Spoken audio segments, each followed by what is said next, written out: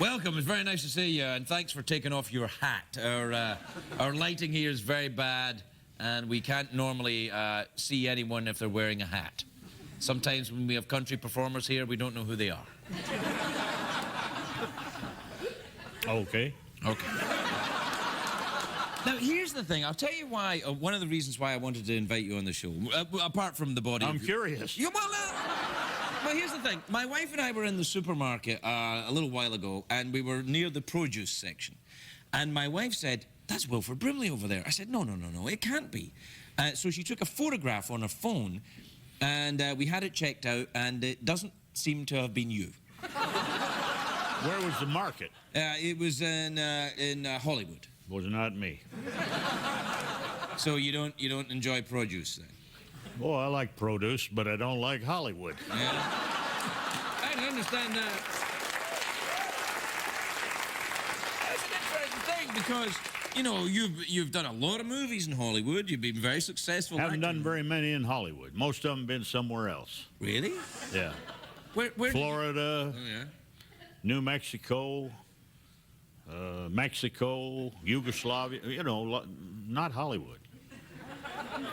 Why don't you like Hollywood, man? Too many people. Ah. You know, they got people in Florida. I've been there. It's packed. Yeah. But they don't have them in Wyoming. Is that where you're living now, Wyoming? That's where I live, yeah. Yeah. Do you ride around in a horse there? Many times, Yeah. many times. What kind of horse have you got? A brown one.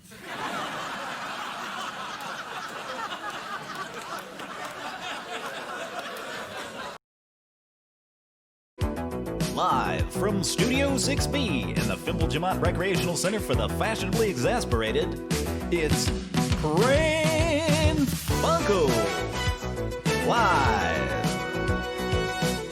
And now, join us for lots of prank phone calls.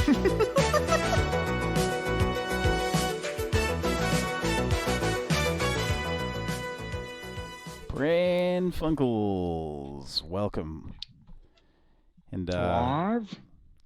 you may have just gotten the news as we did. Do you want to take a look at the chat, Patrick? Take a look at the chat. What's going on in the chat? Our Zoom chat. Oh, yeah. Do you want to call an individual? We can. Let me see here. Looks like my phone is... Sorry, folks. I didn't realize my phone was up and running here. Yeah, you know, we can. If you wanna get him on the line, we can do it. You're doing the dial-in, so. And hopefully we won't have any problems with Zoom tonight, like we had last show. But folks, it's a sad night. And Cody's gonna get Justin on the phone here. Well, maybe. Maybe. But it's a sad night because Mr. Anthony William Brimley, as I said in the chat earlier, the most impersonated celebrity, the most disgusted, and no, celebrity, the most impersonated and discussed by us celebrity in the history of the show has passed away. And you know, I was thinking earlier that it's 2020, it's par for the course. We could have predicted a month or two ago that he was probably going to die this year. I mean, because Yeah, it's been on my mind a lot. it's been it's been that kind of year, you know. So Mr. Wilford Brimley no longer with us, and that is ultra sad, really. That was you were listening to the top of the show, a clip from Craig Ferguson, which is a pretty funny episode. That if you guys remember Craig Ferguson, Yeah, that was an interview I saw. CBS. That was from 2011. Seems like longer And I ago saw than that a long time. I saw that probably right after it happened. It seemed more recent than that, but when I was looking that up, I saw that it was that old. And Wilford looks pretty old in that clip from 9 years ago. Yeah, So, that's 9 years ago. So, being that we just got the news, I mean, we got some clips queued up and stuff, but we didn't really have time to plan for a big special or anything like that. So we definitely wanted to pay our respects and stuff, but yeah, of course, the news came out like right before we were getting the show set up. yeah. Got a bunch of people in the chat here. Here for the comments. Says saying something unspeakable, something that I truly hope is not true, and that is Betty White is next. I'm really hoping Betty White will make it to 100. She's 98. She will be 99 in January. So I think everybody's kind of rooting for her to make it to 100. Just another year and a half. But Yeah, geez, man. Ah, boy. she's probably had less of a hard life than Wilford. She hasn't ridden oatmeal as much. Yeah. Who was it in the chat earlier said Wilford? I thought he was Or a brown horse. It's a brown one, the brown kind. Brown. So somebody in the chat earlier said it was one of our regulars too. Maybe it was BB or I can't remember who it was. Said maybe it was even here for the comments. Said I thought Wilford was 85 years ago, and I said my comment back to that was Wilford was 85 when he was 55. So it's a guy who looked a lot older than he was, like always. So man, R.I.P. Wilford Brimley. We'll do our talking about him right now. I've got some clips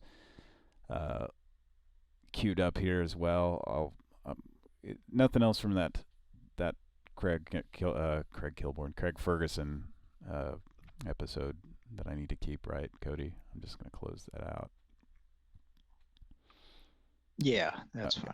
Okay, and couple little of behind the scenes on Pran Funkels. little behind the scenes. So probably two of my favorite performances of his. I'm just going to play some clips from. Of course, one of my favorites is this one right here. See if you can figure out what this is from.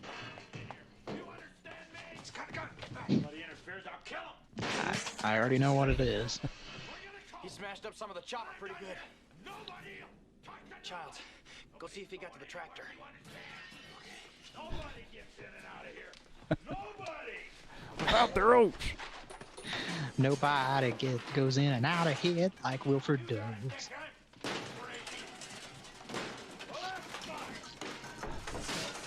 of you don't know what's going on around here. Smashing up the computer racks, the server racks with an axe. He got most of the chopper and the tractor, and he's killed the rest of the dogs. I killed the last of the dog men.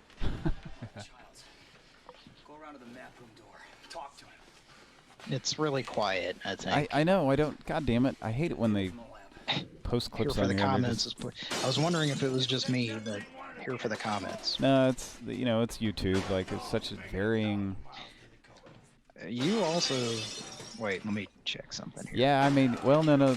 The audio issue from the other night was because I was using my Windows 7 PC. You're also very quiet. I got my microphone me. down. Okay, Blair. I have my volume up all the way, Come on, man. You and Let me I'll kill you.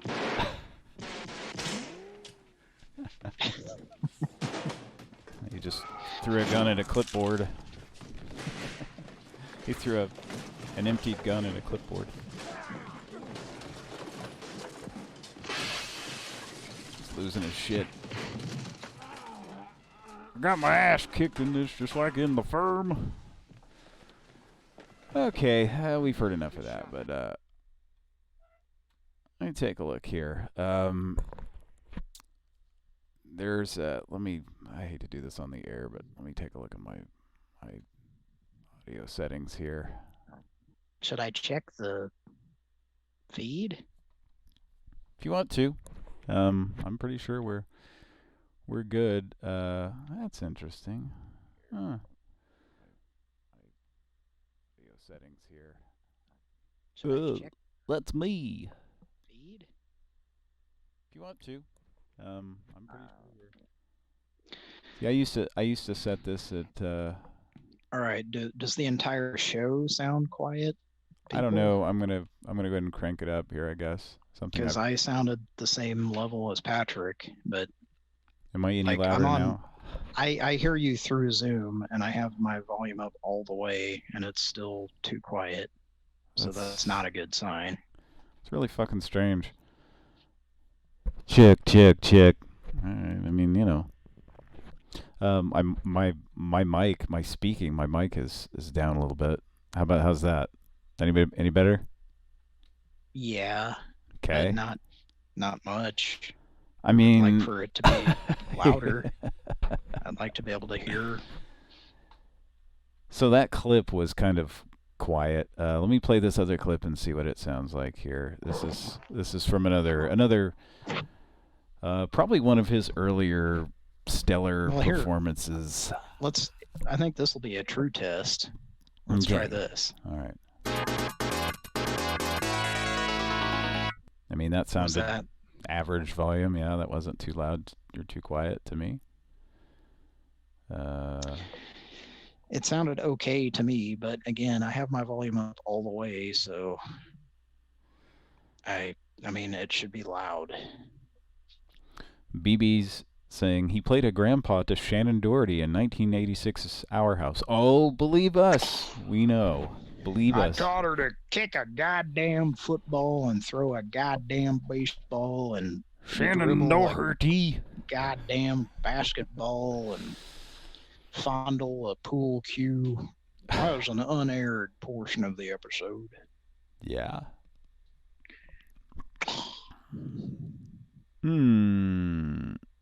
All right. So, Mr. Wilford Brimley, R.I.P. Is that loud enough? That's better. I mean, this is really loud. This is like booming to me. I did increase the volume of the broadcast, the overall broadcast. So I hope it's not too loud. Could be this limiter that I have on as well, but I don't know. Yeah.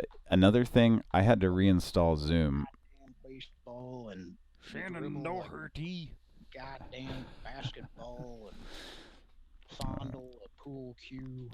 That was an unaired portion of the episode. We need to relive that. That moment right there. Looking at my audio settings here, just making sure everything's good. I don't see anything. Oh, you know what? Since I reinstalled, the auto adjust volume was turned on. Okay.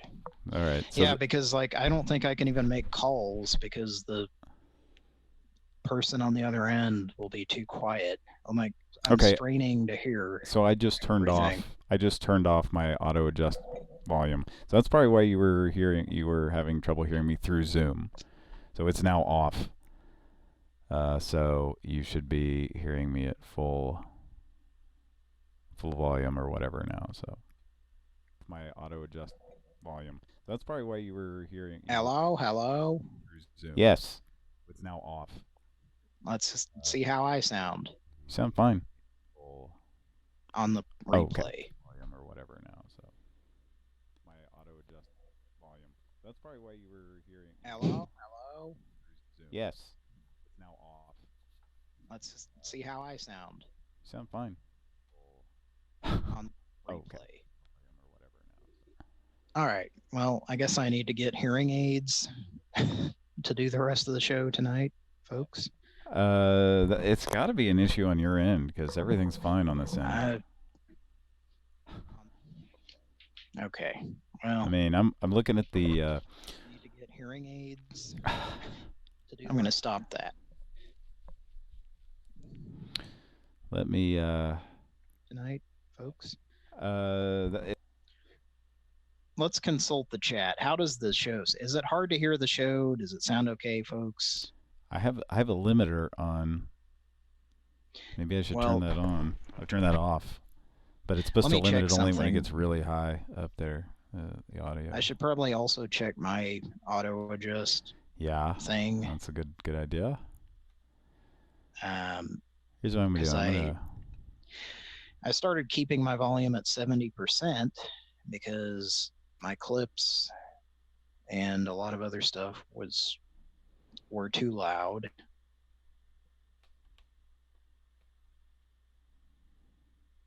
Okay. Check. All right, I've got that limiter like at 0, right. so hopefully it'll just keep it from clipping, which is all we really needed to do. Yeah. I just don't want, because I know we had some of our regulars were like, hey, when you guys yell over a number, that's, I'm like, okay, well, that can be fixed easily. Okay. I got a text from Mike who's listening, and he said everything is quieter than normal. It's fucking weird. I don't get it. And we Okay, sound equal. I'm gonna fucking crank the said, shit out of this now. He said he has everything turned up to max, and it's not very loud, which is exactly what's going on my phone. Okay. I got shit like cranked now. There shouldn't be any problem. I don't get it. Well, it wouldn't be Pran Funkels if we didn't have some goddamn. How about that? Does everybody hear that? It was still not loud, but yes. What the fuck is going on here? Like, nothing has changed. Nothing has changed. None of the settings have changed. Nothing. We didn't do anything. You know what I mean?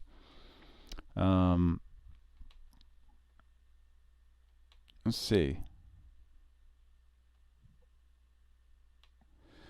So I'm going to crank the overall volume down. Now, is it getting quieter? Is it getting quieter as I talk? Uh-oh, it's getting quieter. There it goes. Not to me. It sounds exactly the same. Well, it's because you're not listening to the actual broadcast, but... Oh. I don't understand. I don't understand why. Is it some kind of limiting that YouTube is doing now? Maybe it's have you tried turning that thing off? Turn limiter off. So I've got it set to okay. Now we're clipping because I've got it set. I've got it set to 10. I've got it set 10 over fucking 0. That's not. Maybe just really turn it fucking off because it may not. Well, work this isn't the properly. limiter. This is the actual.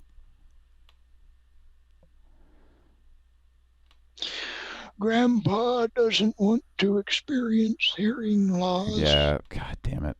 My phone actually has an annoying fucking thing that when I'm listening to podcasts, it like randomly, I don't know how often, it doesn't seem to be like on any kind of time frame. It just randomly will I'll be listening to a podcast and I'll like hit the volume up button and then it'll get really quiet and I'll have to turn my screen on and it will have this thing that pops up that's like, are you sure you want to turn it up this loud? You could have hearing damage. And I have to tell it to fuck off and then it'll turn back up to where I fucking had it. That's exactly what I think that's everybody's. Seems like. I think that's every Android phone.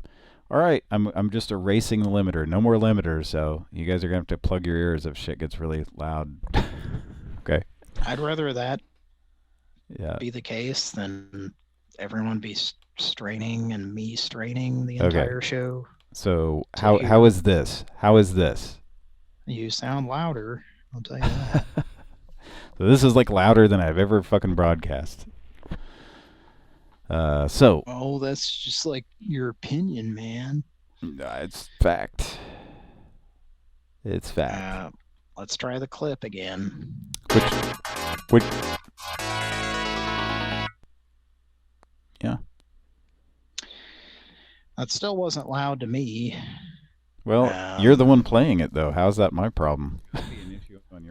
I'm hearing it through Zoom. though. Yeah, that's true, though. So it's coming in. Is your auto adjust on either of those accounts? No. Problem. I'm hearing it through Zoom. You're the one playing it. It wasn't loud to me. Yeah. All right. Well, we've spent 20 minutes here just. Again. Which.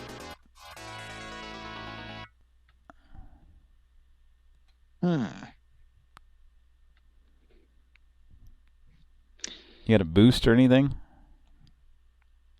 I've never needed that. Okay. Maybe your equipment's just dying there. I mean, I doubt my phone is. It's a new-ish phone. And that's what I'm hearing and talking through. All right. And there's not a setting to auto-adjust because it's their Okay. Well, Zoom app. I have my microphone at 100, like all the way up, which I usually have it at half. So Yeah. I'm probably way fucking louder than you on the broadcast. So I'm guessing this is just something Zoom is doing. Yeah, auto adjusting when we've told it to set everything. When it's turned, it's off. I'm looking at it right now. I'm looking at my audio settings. Maybe if we turn it on. Turn what on? Auto adjust. Mine was on at first. Okay. And I turned it off. I realized it was on because I had to reinstall this fucking program. All right. Well, I turned mine on. So let's hear the clip again.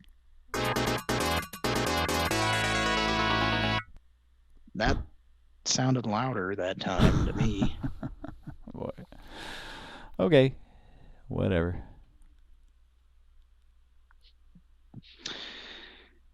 Okay. So do we want to just do the show? I guess so. Okay. So, welcome to the show, everybody. Wilford Brimley, R.I.P., 85 years old. Here's another movie that I was going to play a little clip from here. Said he thought this plant ought to be shut down. And you agree with that? Should it be shut down? It's not my place to say. If it's not your place, Mr. Spindler, whose is it? Ted, we have to Whose go is it? now. Mr. Gibson, if there's nothing to hide, let him speak. Whose place is it, Mr. Spindler? Come on, Whose Ted, place let's is go. it? No, come on. Hurry. Jack Adele was my best friend. I mean, these guys are painting him as some kind of a loony. He wasn't a loony. The sanest man I ever knew in my life. And he had reason to believe this plant was not safe? Yeah. I mean, he wouldn't have done what he did if there wasn't some to it. Jack Adele, he wasn't that kind of guy. I didn't know all the particulars. He told me a few things. He was a jackadelic kind of There's going to be an guy. investigation this time. And the truth will come out, and people will know my friend Jack Adele wasn't a lunatic. He was a hero. Jack Adele was a hero. Yeah, I gotta go. Mr. Spindler, we need some more. Mister, you gotta do a rap. The comments that Ted Spindler made were personal comments. Hurry up. Come on, let's go. We're on the air live. All right. That was Wilford's big scene there, and About 30 minutes later, he said, "Itu futa." yeah. Sweet puta, or whatever the fuck he's saying there. Okay, so I've got my shit up even louder now. So I was looking at the overall level when I so I've got it boosted 10 over right now. So maybe that will help things. I don't know. Fuck, I don't know. But rest in peace, Mr. Wilford, A.A. Wilford Brimley. We will miss you, and like I said, one of our most discussed celebrities here. So 99 says "Fifi poo puta" is my favorite quote, hands down. So this will be a little celebration of Mr. Brimley's life tonight. I mean, of course, I don't know. He's just that guy. He's that character actor, that hearty old grandpa that's got some advice for you at all times. Little condescending, a little very grandfatherly. I think he was born a grandfather. Hearty, wholesome. So let's quickly say hi to everybody in the chat. Of course, here for the comments, Gary Busey, Burger King, BB, Peter Lilly says, I'll be laying in a hearty, piping hot load of oats for old Wilford. And firewood, you god damn it. Don't forget the firewood. Chilean Himalayan, that's somebody I've never seen before. Welcome, if you're still here. Blue Watt 123 is here. Now, I have to assume Mystery that Hamburger. Jim, his pal Jim, will definitely be making some kind of eulogy at the funeral. He'll just be standing there eating oats. He'll just come up and during the slideshow, he'll just be eating oats and chopping firewood. Well, he might be laying in it.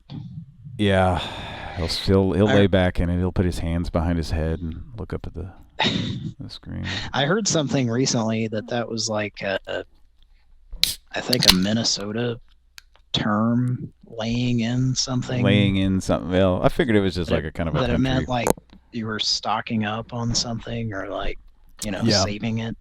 I mean, that's something I'm semi-familiar with it. I feel like I've heard that before. I just think I thought it was just a country term. Yeah, crack open a beer tonight. I haven't had a beer in a while. Crack open a cold one for Wilford tonight. We'll be doing a show. Mr. E. Hamburglar, continuing with our list. Mr. E. Hamburglar, Joseph Schmo. It's been a while, man. How are you doing? Did I miss anybody? Peter Lilly, of course. Did you say 99? Collins here, yeah. 99's Just about here. Everybody's here. Yeah, 99's here. The whole gang's here. Bald Bull Shannon even. Wowee. It's been a while, man. Haven't seen you in a while. Yeah.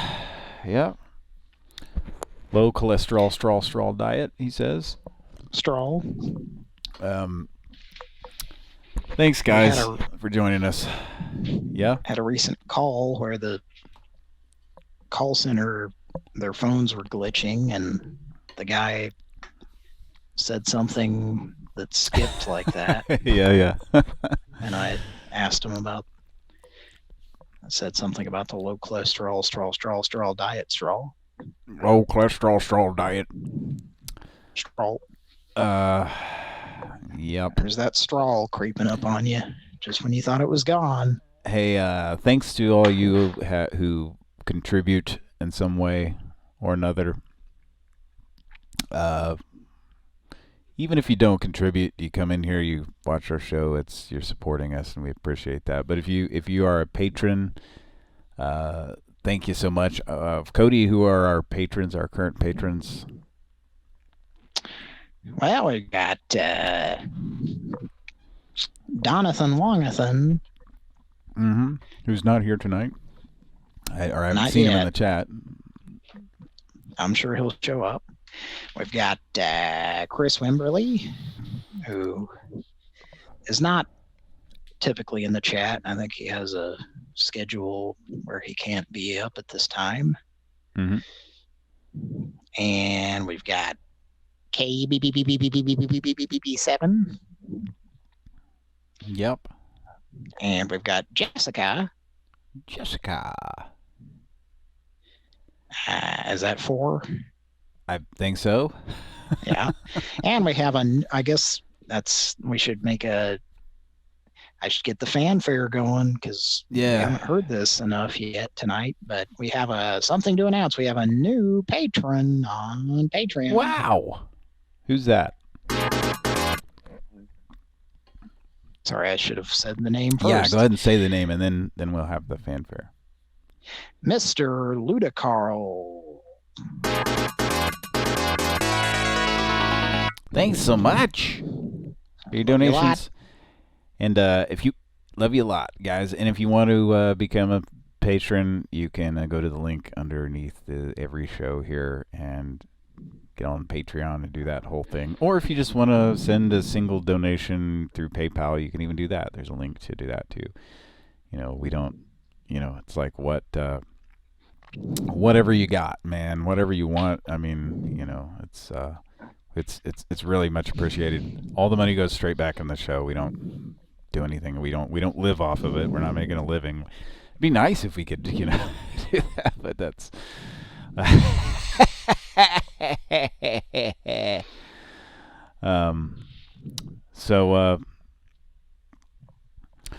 Anyway, thanks for tuning in.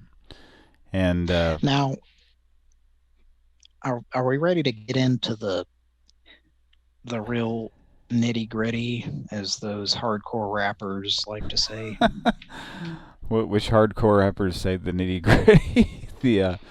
What is that from? Whoever the Electric Kingdom.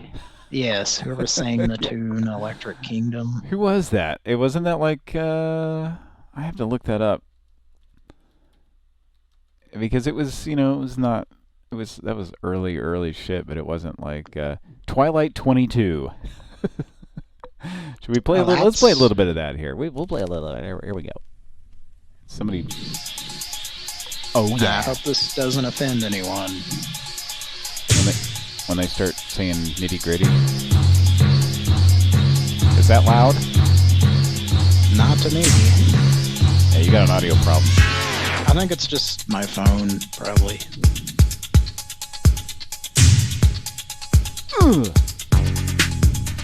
Oh yeah. Bowels. Bowels. I'm a robot. Deep in the city, people live in the streets. Yeah. You got to be careful of everyone you meet. Be careful. Shooting and shooting, people stabbing and grabbing. The innocent bystander, the police are grabbing. Ain't it a pity, 'cause you hate the city. Here it is. But the way you feel ain't Oh wait, no, it's coming up. deal. You got to survive, and that's the real nitty gritty. There it is. Uptown, downtown, you got to turn your life Turn your around. Left, right, B-A start.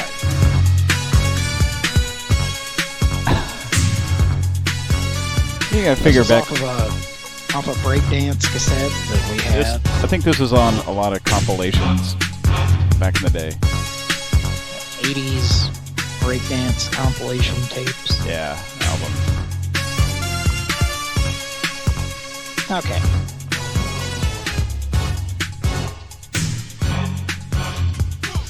It's playing the song from Kid Icarus from the dungeon levels. Oh yeah, kind of similar to that.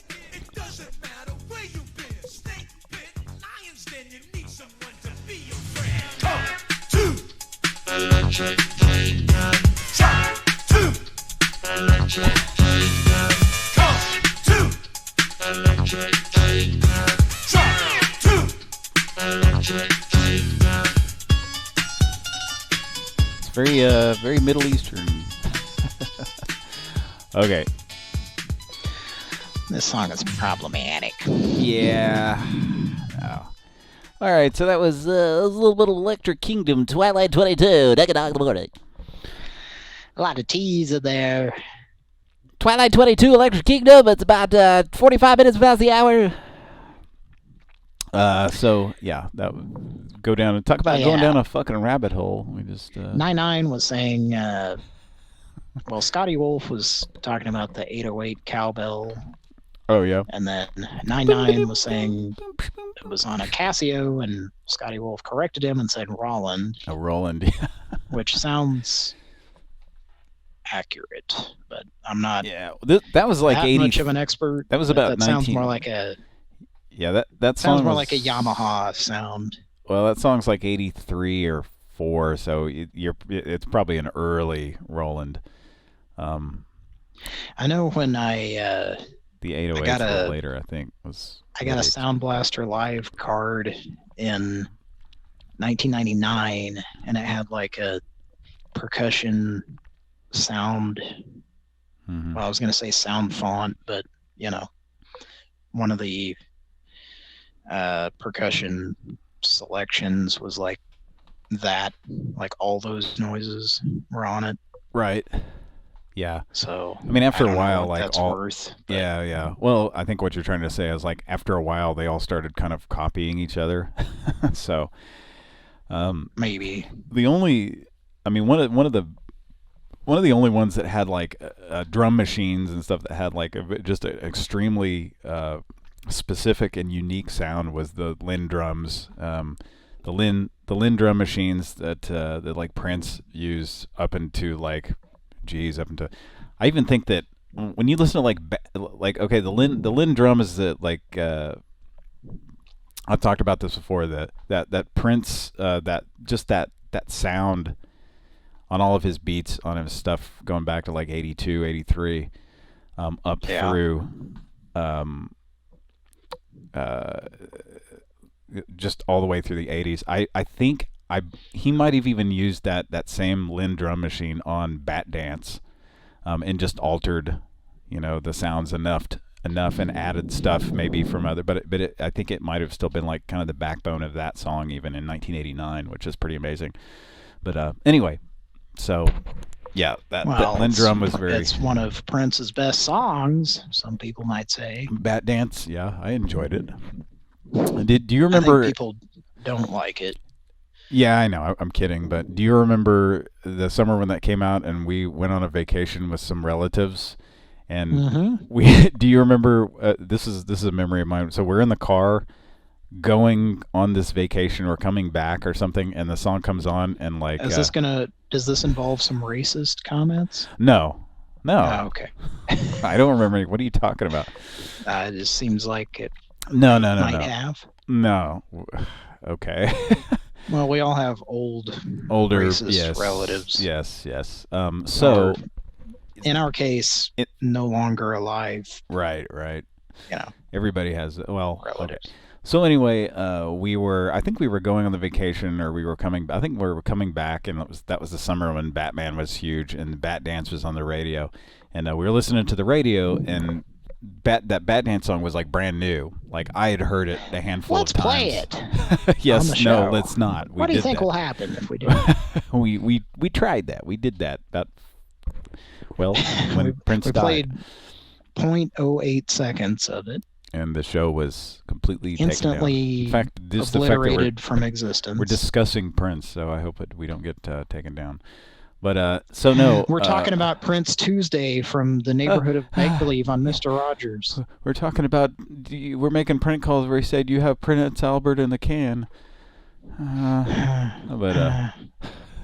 So we were going on this vacation, and that song came on the radio, and I'd say the parental figures, I don't know if we should say exactly, but the people who the older relatives that were, it wasn't our parents. We weren't on vacation with our parents.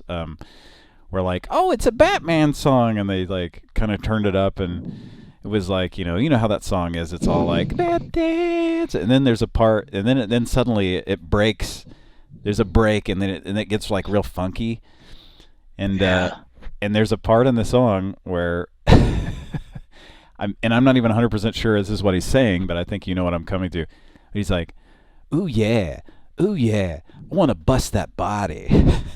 Do you remember that? Yeah. So yeah, I'm pretty sure that is what he's saying. Yeah, which so it's obviously it sounds like a sexual thing. So as soon as that part came on, and I knew that was coming. Despite the fact that it's a Prince song, it has a sexual connotation. Yeah, go figure. That's weird. When does that ever happen? Come on, Prince, clean it up.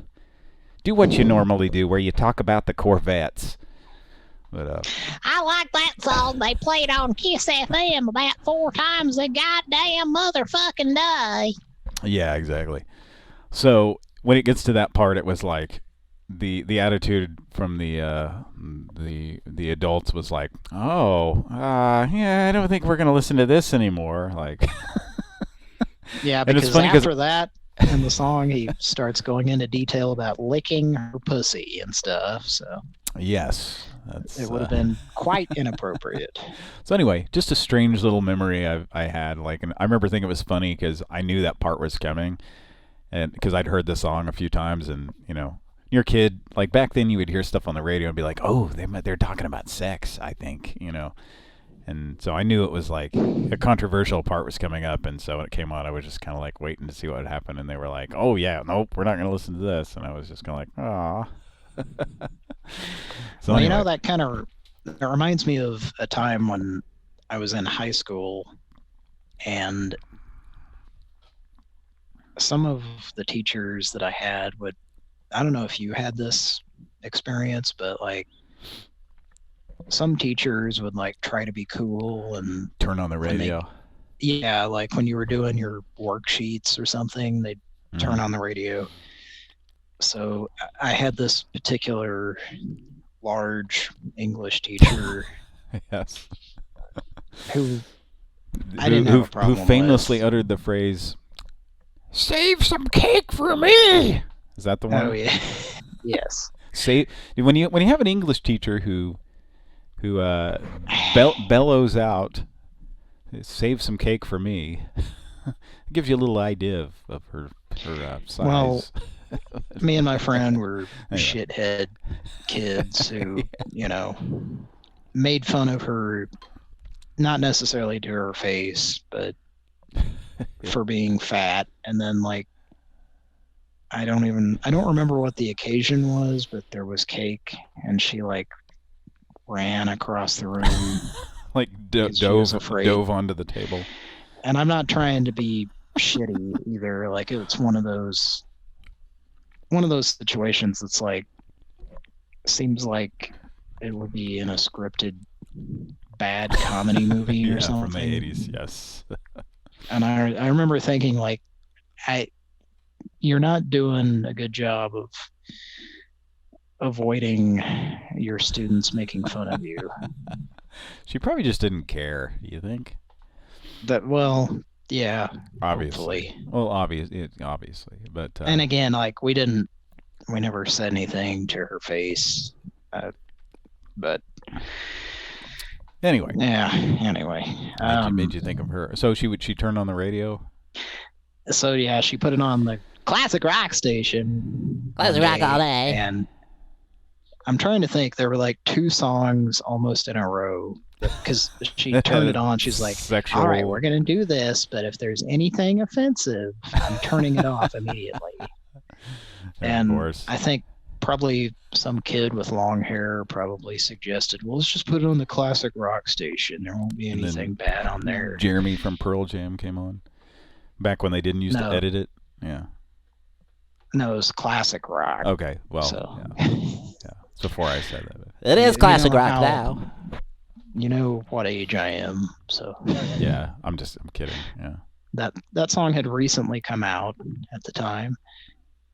But I'm trying to think of the first, it's like there was a song, and she was like, "Okay, I'm turning it off," and they were like, "No, it's not that bad. It's they're just talking about this other thing." So she left it on, and then like right after that, and this is an injustice, but "Blinded by the Light" came on. Yeah. And then every time it said "wrapped up like a douche," which it's not saying "wrapped up like a douche," but why would you wrap a douche up? Are you giving it as a gift? What? But we kept laughing, so she like got up and she didn't. I don't think she even said anything. She just got up and turned it off.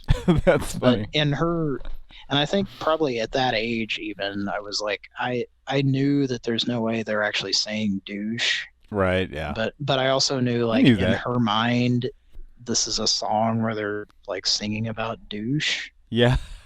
And that was offensive and needed to be turned off. So. Wow, yeah. That's that story. That also reminded me of another story, and I'll be brief with this, but there was a teacher who basically did the same thing, and it was this is a song a lot of people may or may have may or may not have just like completely forgotten about it. I pretty much had forgotten about it till I remember this incident. It was the same kind of thing. It was like, all right, well, let's turn on we're going to turn on the radio. You know, it was like, you guys want the radio on? I was like, yeah. So we turn on the radio. We have a timer for when we start talking about something that may go on for a while. So okay. I have this music. I'm going to start. Okay. So here we go. This is a new thing on Pran Funkels. Oh, okay. I don't even know about this. Okay. That's I can't talk over that though. That's distracting. So anyway, Scotty Wolf says if you're giving them as gifts, douches that is, then you need to wrap them up. Duh. Well, that's what I said. Are people if somebody's giving you a douche as a gift, that's not a good sign. Anyway, so this is that too loud? It's not, but it's kind of because of what Zoom does to music. It just keeps kind of cutting in and out. It just it doesn't sound very good. That probably sounds okay unless broadcast. Unless I just stop talking altogether, and then it comes through. So anyway, we had turned on the radio, and we had been like listening to just regular music. And then, do you remember this song? That it was a song by Madonna, and it was made for the soundtrack of Dick Tracy, the movie Dick Tracy. Do you remember this song I'm talking about? I think I came across this randomly recently. Yeah, this was getting radio play on like the local pop. Did we talk about station. this it's on the show? No, I don't think we've ever talked about this. Maybe we have. We've talked about Dick Tracy, but I don't know if we ever talked. I'd forgotten completely about this song. So it's basically kind of a faux. It's like a throwback, like boogie woogie kind of like song, I guess. But it was made in like 1990, I guess. And it's Madonna, and I believe the title of the song is "Spank Me." Well, it seems fitting for Dick Tracy, the movie. Exactly. So it's like, and I don't even remember exactly what the song sounds like, except for it sounds like an old like 1940s fucking boogie woogie type of song. Should I play just a little bit of it? I don't want to get us.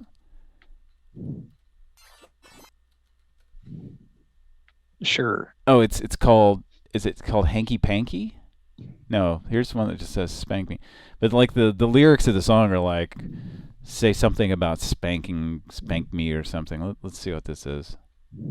Let me see here. No, that doesn't sound like it at all. Yeah, I think that is it actually. Some girls they like candy, and others they like to grind. I'll settle for the back of your hand, somewhere on my behind. There you go. Treat me like I'm a bad girl, even when I'm being Sounds like a 50s boogie woogie song on a Casio. Spank me. So that's just a little bit. I don't want to get our show taken down because I imagine her shit's probably like Prince's. So yeah, it's basically a song about fucking sexual spanking, I guess. And like, so this teacher was like, yeah, let's listen to the radio. And then as soon as that came out, he's like, kind of like grumbled and turned it off. So he was like, I can't listen to, like, God damn it, can't listen to anything without there being something risque, you know. I just thought of another, the same exact, the series of stories. Okay. And I'll make this quick because I hear the music. Yeah. That I just started. I was in someone else's class who was a fucking cunt, and you probably immediately know who I'm talking about just by me saying that. Is it a teacher we both had? Yes. Not, at different times, of course, because we were different ages. But we both had some of the same teachers, some band instructors who were pieces of shit. Who we've talked about on here. And some who talked about Ian. Oh, yes. I know who you are talking about now. Yeah, it took me a second there. Yes, that bitch.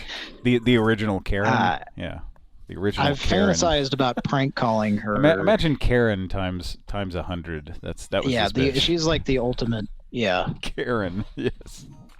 Which, by the way, is amusing that there's been that soundboard that I'm your pretty boss. Much fits Yeah. It's what a Karen is. It makes me. And It immediately made me wonder if that's where that came from. I've thought the same thing. Like, did people calling bitches wanting to speak to the manager, did that come from the prank community? And I don't know. Who knows? Who knows? The world may never know. Okay, so Anyway, go ahead. So her name was not. Her first name was not Karen, right? No, I don't think so. I just remember she had like the ultimate fucking like not a beehive, but just like the ultimate Karen fucking shitty bob hairdo, whatever that is. And she looked. I remember thinking that like she was probably like 41. Yes, she was. That's what I was going to say. She was like 70. I thought she was in her 50s, and then she talked about graduating high school in 1966 or something, and this was in the like late 80s. So I was like, wait a minute, you're like, what 18 and 22 or 23? Like, what is that? Yeah, you're like 41. You know, she reminded me of. She looked every bit as 55 or something. Yeah. Yes. Like she was dressed. Yes. She was acting and dressed up like an old lady, even though she wasn't that old. Yeah, and she was literally fucking 41 when I had her as a teacher. And you had her. Oh yeah. Gross. And I thought she was like 40. I figured she was at least 55, between 55 and 60. Okay, so go ahead. Not only do I remember her having like a peach fuzz mustache, but also one day, gross, and like around the beginning of class, she said something about, she said, I don't know how the subject came up, but she was like, well, I like to wear pants because that way I don't have to shave my legs. And one of the guys in the class was like, gross.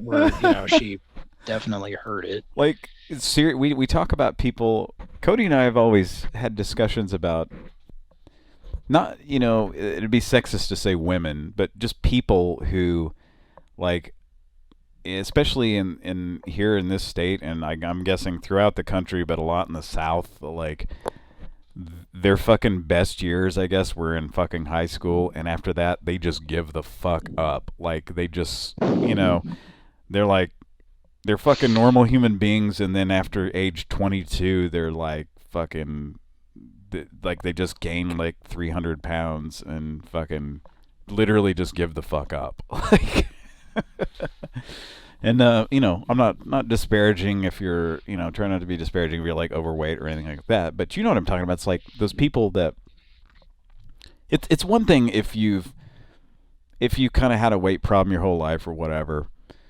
or something like that, you know what I mean? It's like, but there are just literally people who they change so drastically between like age 23 and 30, and it's like, how does that, anyway, how does it, yes, how do you transform yourself from this to that, like in 5 years, 5 to 7 years? Like, what the fuck did you do? Like, what did you just didn't have anybody to impress anymore, so you're like, I got married, so fuck it. Yeah. I've received a friend request on either MySpace or Facebook. Who the fuck is that? Oh, this is that person from high school who is unrecognizable now. Yeah, I'm not saying I look like I do in high school. I'm not saying I've aged particularly, stellarly or fucking that sort of thing, but you know what I mean? It's like there's some of those people you're just like, Jesus, what the fuck happened? Like 7 to 10 years, you should, I don't know, man. Maybe I'm just too harsh. I mean, and you don't know what people are going through too. Maybe they got into some rough shit. Maybe they're that's true. Maybe they got into a certain sense of cancer. But it really seems like there are people who just get lazy, just give the fuck up. So anyway, got some viewpoint there. What's your viewpoint on this? Anyway, back to that cunt of a teacher that we both had sexually. No, just kidding. I remember the same exact scenario in her class one time, and the local pop music station was the choice of stations, and the song, which was brand new at the time, I guess we're dating ourselves talking about this. Yeah. I'm dating myself right now. I'm on a date. Masturbating. Master dating myself. Anyway, that really disturbingly controversial that song by Tom Petty, which I don't even know what the name of the song is, but it says, "Let me get to the point. Let's roll another joint." Yeah. What's you the name of don't that know song? how it feels. You don't know how it feels to be me. Whatever the name of that song is. So that song came on, and as if she was a fart around police on Smash TV. The second he said, "Let's roll another joint," she was immediately across the room to turn the radio off. It's like she knew it was coming. And there was maybe the same kid who said gross when she talked about not shaving her legs. Okay, I just had a Skype fuck up. Yep. Well, might as well be Skype. It's Zoom, but it's. I'm sorry, acting like Zoom. Skype. Yeah. All right, let me finish. The story's over pretty much. Okay, go ahead. But possibly the same kid said he was like, no, they're talking about. He's talking about going to ice cream joints, and he's saying this let's go to it, let's roll it. Let's just go to this joint that has ice cream, or something like that. Wow. He's talking about establishments that sell food. Basically. She was not buying it, though. Okay. Well, turn it off if you're a certain cunty teacher. Turn the radio off. Okay, enough of that. She probably didn't know how Tom Petty felt, because he probably never had to shave his legs or needed to. Oh, boy. So, anyway, yeah, teachers with sticks up their asses, folks. And, that's a good visual. Before...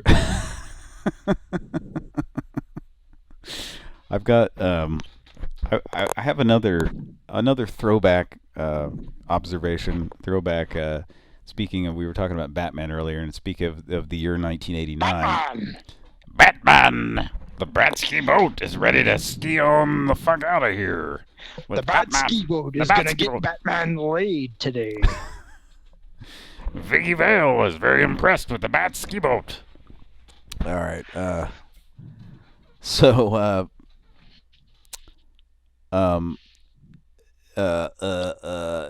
Speaking of 1989, so here lately, I can't remember if I talked about this in the last show, but somehow my daughter has kind of become obsessed with she'll get obsessed with cartoons and cartoon characters and stuff like that. So it's been like fucking Peppa Pig and just regular kid stuff, but penis and balls, yes. Yeah. Peppa Pig looks like a penis and balls. Cartoon corrector. So somehow she knows of video games and that sort of thing, and she's seen me play like Mario games and stuff like that. So she was like, I want to watch Mario, I want to watch Donkey Kong. So I started playing these these like high score runs and shit like that off of YouTube, and she was just like watching and asking stuff about it. And I'm kind of telling her, and I was like, well, you know, she was like, was there a Mario Brothers show? And I was like, yeah, there was a Mario, you know, you want to watch that? So we started watching the Super Mario Brothers Super shows, you know. And so, you know, the live, if you remember that show, the live action parts, it was a live action Monday through Thursday. It'd be live action with Lou Albano and whoever the guy was that played Luigi, and they would have special guests in the live action parts. And then most of the show was a cartoon. I think you were talking about this on the show. Yes. Okay, but they would have guests, and then I think I talked about this last week or a couple of weeks ago, where they had Danica McKellar, whoever on there. So this past week, guess who was on there as a special guest? A couple of people of note on a couple of episodes we were watching. I guess maybe yesterday or this morning. Rob Stone. The person, Rob Stone, who was the actor who is responsible for the Christopher Hewitt sitting on his nuts story. Rob Stone is he the gentleman who did it? Who did what? It. Oh, are you talking about? He really did it. You're talking about he's the being himself. Yes. He really did it. That's the guy who was going to get beat up by the bullies and all that shit, right? Or whatever. That's the oh no guy, right? Rob Stone. I believe so. Yes. Yes, Rob Stone, who was played the eldest teenage son on Mr. Belvedere, was and is responsible for relaying the story of Christopher Hewitt, Mr. Belvedere, sitting on his nuts to Doug Benson, the comedian, who has told that story now, and it's fucking hilarious. And we've talked about it on the show here. I don't believe it. Here's a hand for the home team. Who'd have ever thought I could do it? And the funny part is, I just did it my way. Hoping every minute to get through it. Nearly sold my only soul. The answer's in the hole. Then I pulled a miracle. Get it? I did it. Ain't who I am, I just did it. Now, if you'd like to see George Lopez licking Cool Whip off of his fingers. Is George Lopez really in it? No. God damn it. It looks like him. Got a goddamn... I'm thinking this problem has to do with... I think it has to do with not only Zoom, but it's Zoom... made the mistake of having a computer that's too... Yeah, Zoom in conjunction with Google Chrome. Am I going to have to stop using Google Chrome? Because I refreshed the page, and it did that. So, as long as I don't do anything crazy with Google Chrome... or Chrome or whatever. Anyway, so back to Rob Stone. It definitely is we've narrowed down when I've hosted shows. Mm-hmm. It has to do with Chrome. So yeah. Anyway, Rob Stone. Rob Stone was a special guest on Super Mario Brothers Super Show. He was wearing a leather jacket and those were real cheesy. If you remember, they were just kind of purposely real campy. The live action parts. Now the cartoons, that was serious business, but so Rob Stone, pretty interesting to see him on there, and he was portraying like a rock star that was being chased by groupies, love-crazed poopies, as Casey Kasem would call them. He wasn't as himself. Yes, he was as himself, and they were calling. And that's the funny thing is when these guest stars stop in, like a lot of the time they're usually like known. Mm-hmm. Teen, or like in his case, I guess he was probably around 20 or so, or maybe over 20. These young actors, they're usually playing themselves, but they're just being... He was probably a tweenus. Yeah. So, anyway, so he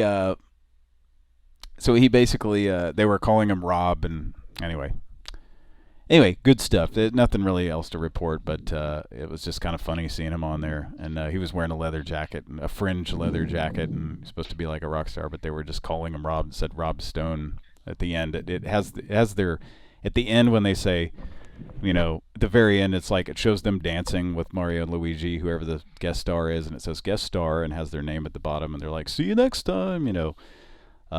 So then the next episode after that was I think it was like a Christmas episode, and guess who the guest star was on that?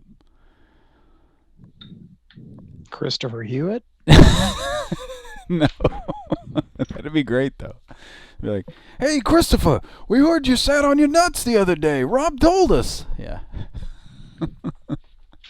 Anyway, so it was you'll never get it, but it was Brian Bonsall from Family Ties. And he was playing a runaway kid. Brian Bonsall. He was playing a kid who ran away from home because his parents didn't. Yeah, it was kind of dumb and campy, but then what was interesting about that was when the episode was over and it said guest star, he was credited as Brian Bonsell, Bonsell. So a little bit of a typo there, but you know, he was. I'm sure that he was just starting out at that point. The person. That's 1989. Entering the credits and received some information from one of the directors or writers. They said, "Oh, put Brian Bonsall in there." Yeah. And they didn't bother to ask how his name was spelled. Yeah. Probably. I said, "Now what's your name?" And he said, "Brian Bonsall." Bonsall. And they said, "Oh, Brian Bonsall." Okay. He was not. Yeah, maybe if he hadn't chosen to pronounce his last name in a bullshit, pretentious way, then they would have spelled it correctly. That's true. It's not Bonsall, it's Bonsall. Yeah, there you go.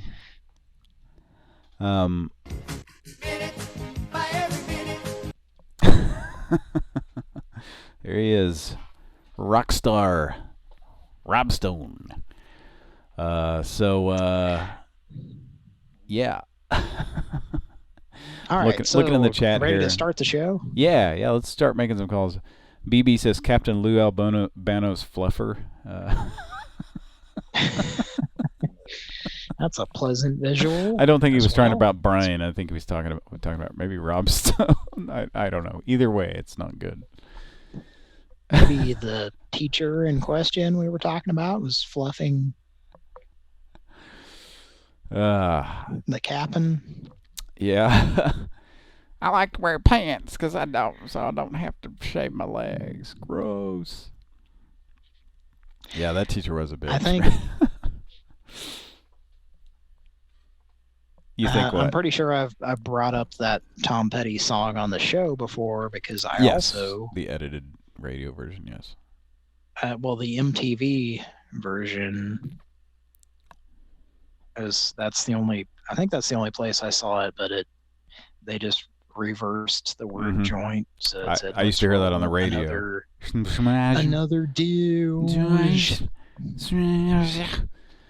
Yeah. Because that's a naughty fucking word. It's an awful, terrible word that if young impressionable kids heard it, yeah, they'd be turned to a life of crime immediately. So. All right, so let's get to the show. We should address something. What's that? Regarding last week's show. Okay. We're not real sure, but I would say we're in the 90-some% surety department. Okay. That last week's episode was the first ever. Yes. Something that we often joked about. But this may be the first time that it actually happened. Oops. First time. Oops, all voicemails edition. Yeah. We could not get anyone to answer. Last week was the Pran Funkels 0 actual calls. The Twilight Zone. Yeah, we're living in the Twilight Zone. Now, fuck that song. Yep. So, yes, no answers last week, which was completely bizarre. I don't remember a show. I don't remember another show, like full show. Pretty much, maybe there have been like little short 1 hour, whatever, bonus shows where we didn't get any actual answers. I'm not sure. But that's the first one I ever remember that we got like no answers whatsoever. Yeah, so. We've definitely joked about it. And I was asking Kira if she knew of any shows where we didn't get any answers. And she did not recall any. But there were a series of shows a couple of years ago. Our longtime listeners may recall, but we had a lot of shows with me and Patrick. Now, I know this is a crazy idea, but we talked a lot for the first several minutes of the show before we actually got to calls. Mm.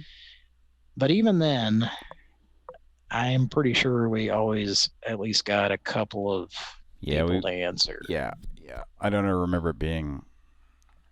I don't remember a dry spell like we had last week. It's really weird. So I've compiled a list tonight that I can jump around on, and I have a lot of numbers that they almost definitely will answer. Okay, that's good. Good stuff. I don't think we got through the entire list from last week. Okay. But we did call a lot of numbers, so I think what we should do tonight is not leave voicemails.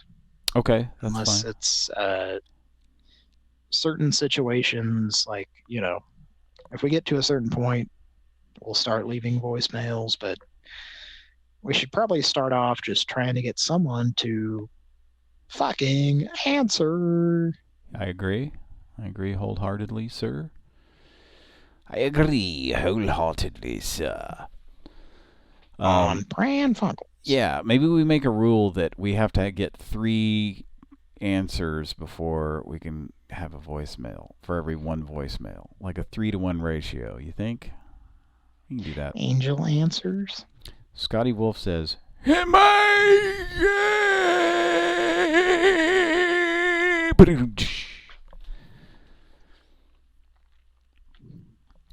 judge.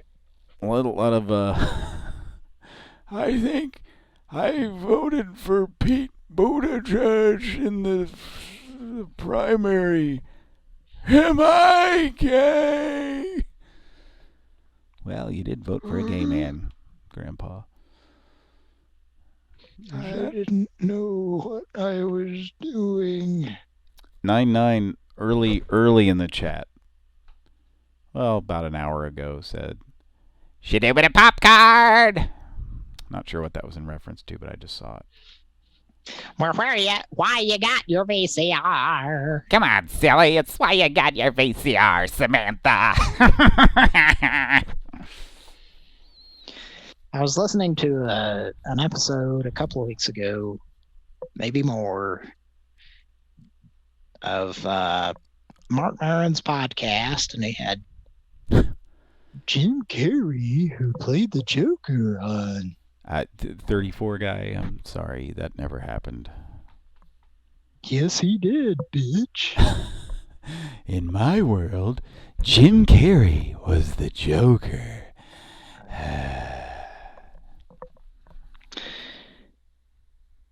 All right. Anyway, Jim Carrey on he was talking about one of his early impersonations that he did as a child, and it was Paul Lynde choking on a piece of meat.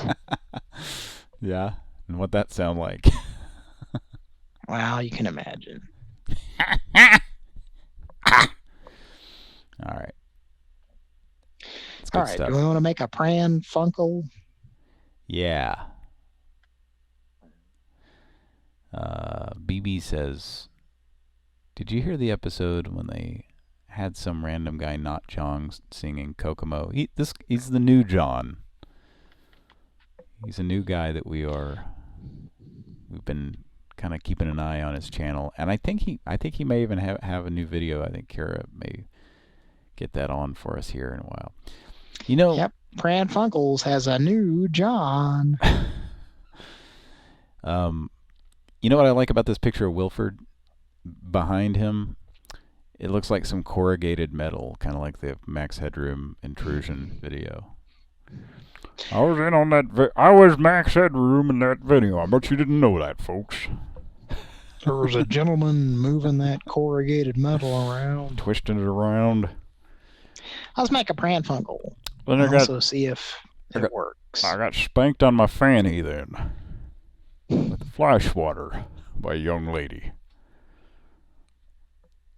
Flies, water, water, water. Fly swatter. Sounds like it's working.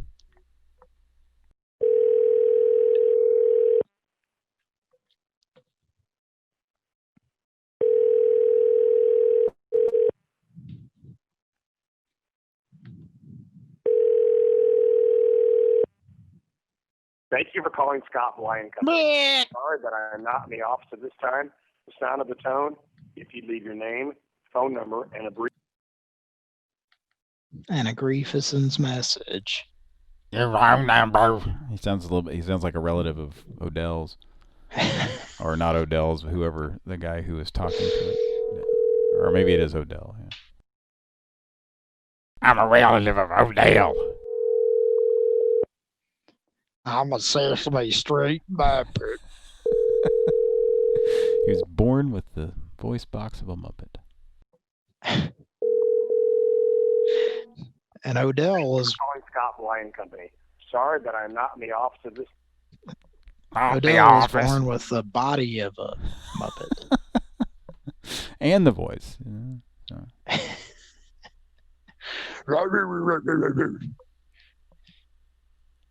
Okay. Pran Funkels continues. Here for the comment says, might be another all voicemail episode. Nope! We will not stand for that. This aggression will not stand, man. All right, we're going to try this number.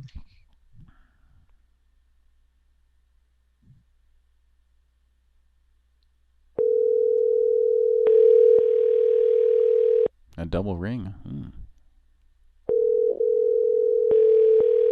Wow. We calling two numbers? No.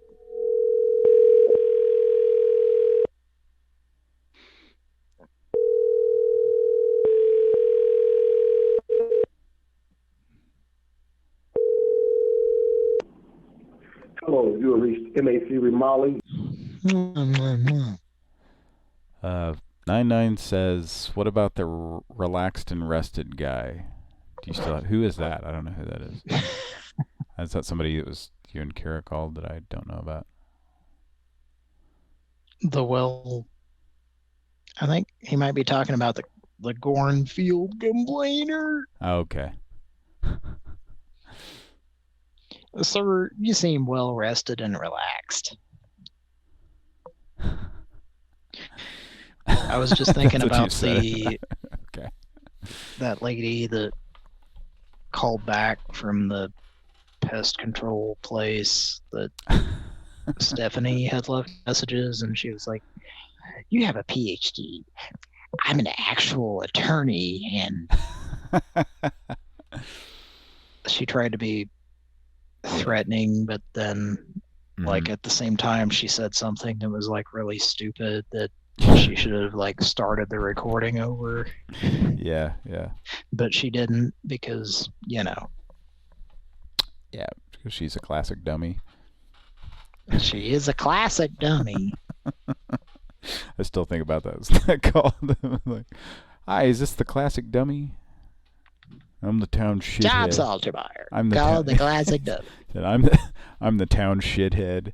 Like, if you're calling yourself the town shithead, like, you must be a real piece of shit. Like, was that another call? I think it was the same call. You said, now, is this a classic dummy? And he was like, is this the guy who is, I didn't want to talk to a feces head or something. He said, I'm the town's shithead. And then that's when you said, well, I didn't call to talk to a feces head. Let's try this number.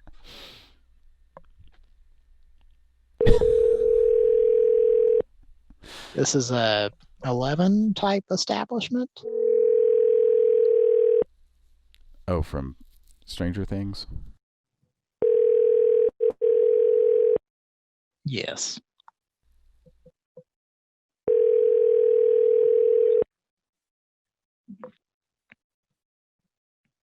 Well, I wonder what year it is. I've forgotten. Is this the number? No. Okay.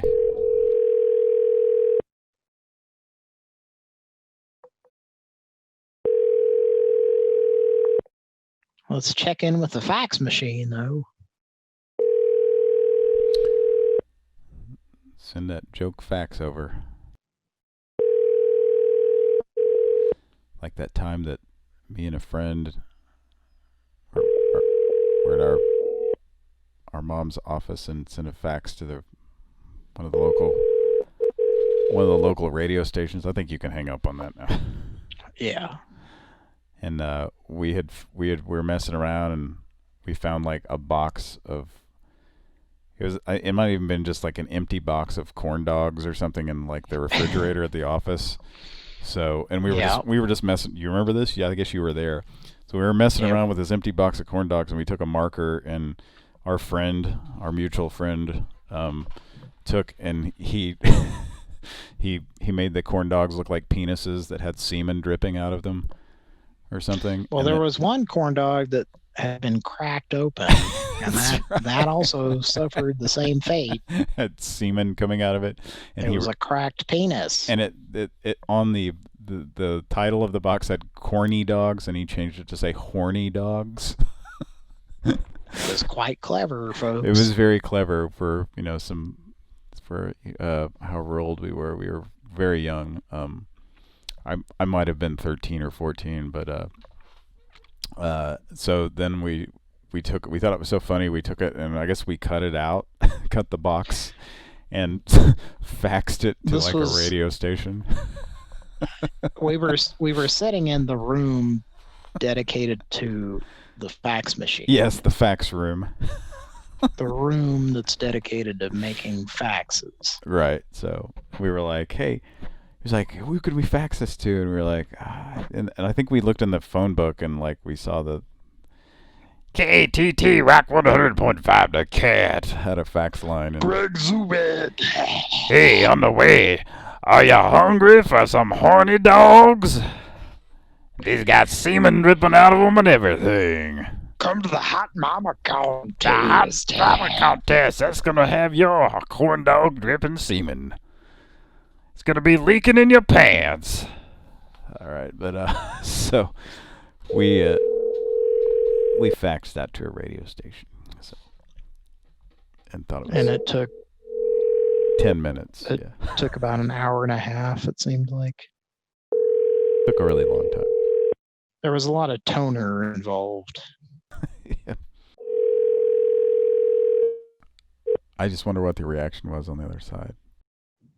Telephone number 212. 212? Is that a real number? Was that the real number? Oh, yeah. Okay. Telephone number. Oh, yeah. So, yeah. And, you know, I imagine offices that still have incoming faxes still get junk faxes. 7-Eleven. Hi, Sutherland's. Mm-hmm. We have a business decision. Sorry? Yeah. Yes, the Quaglos guy would like to know if he should dive in or not. Oh, dear. I guess that's a no. Quaglos guy wants to make an appearance, sir. We probably should verify this. Let's call him back. He's promoting some nachos. Your nachos.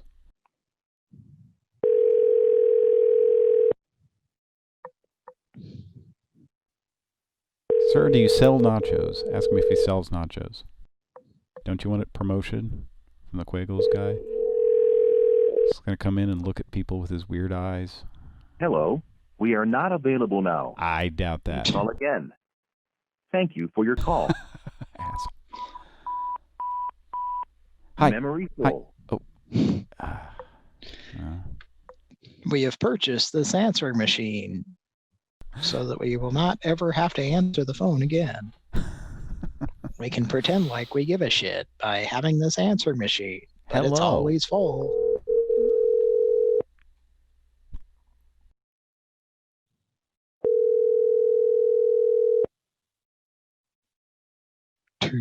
It's like memory full. Memory full of terrible memories. Hello. We are not available now. Please call again. Thank you for your call. Hi. Hello. Memory full.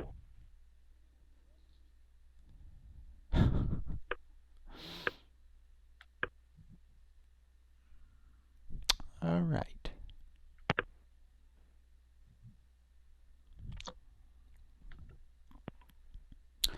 Hello. I don't like you. I wish you didn't lick my testicles as hard as you do. Okay, they hung up. You took the hair off of them like a piece of sandpaper.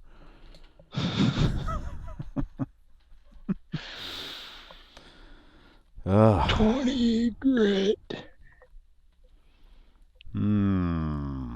Boy. So, thanks for joining us, folks. We're still, we did get an answer, so that's worth a fanfare, I think. I think that's worth one of these. We've broken our dry spell. Oh yeah. Is your sound getting any better, or? No, maybe it's just my phone. Yeah. It's limiting how loud I'm allowed to hear things. Did your phone just do like a system update or something? No, well, not that I know of. We're about to do some trivia. Oh, we switched numbers, didn't we? Oh yeah, well that's another announcement we have to make. Yeah. So I don't know if weekly caller Chris was trying to call in, but no. Well, he doesn't have our new number. That's my point. Yeah, but I contacted him and he said he was not gonna call in tonight. Oh, really? You did already, Chris?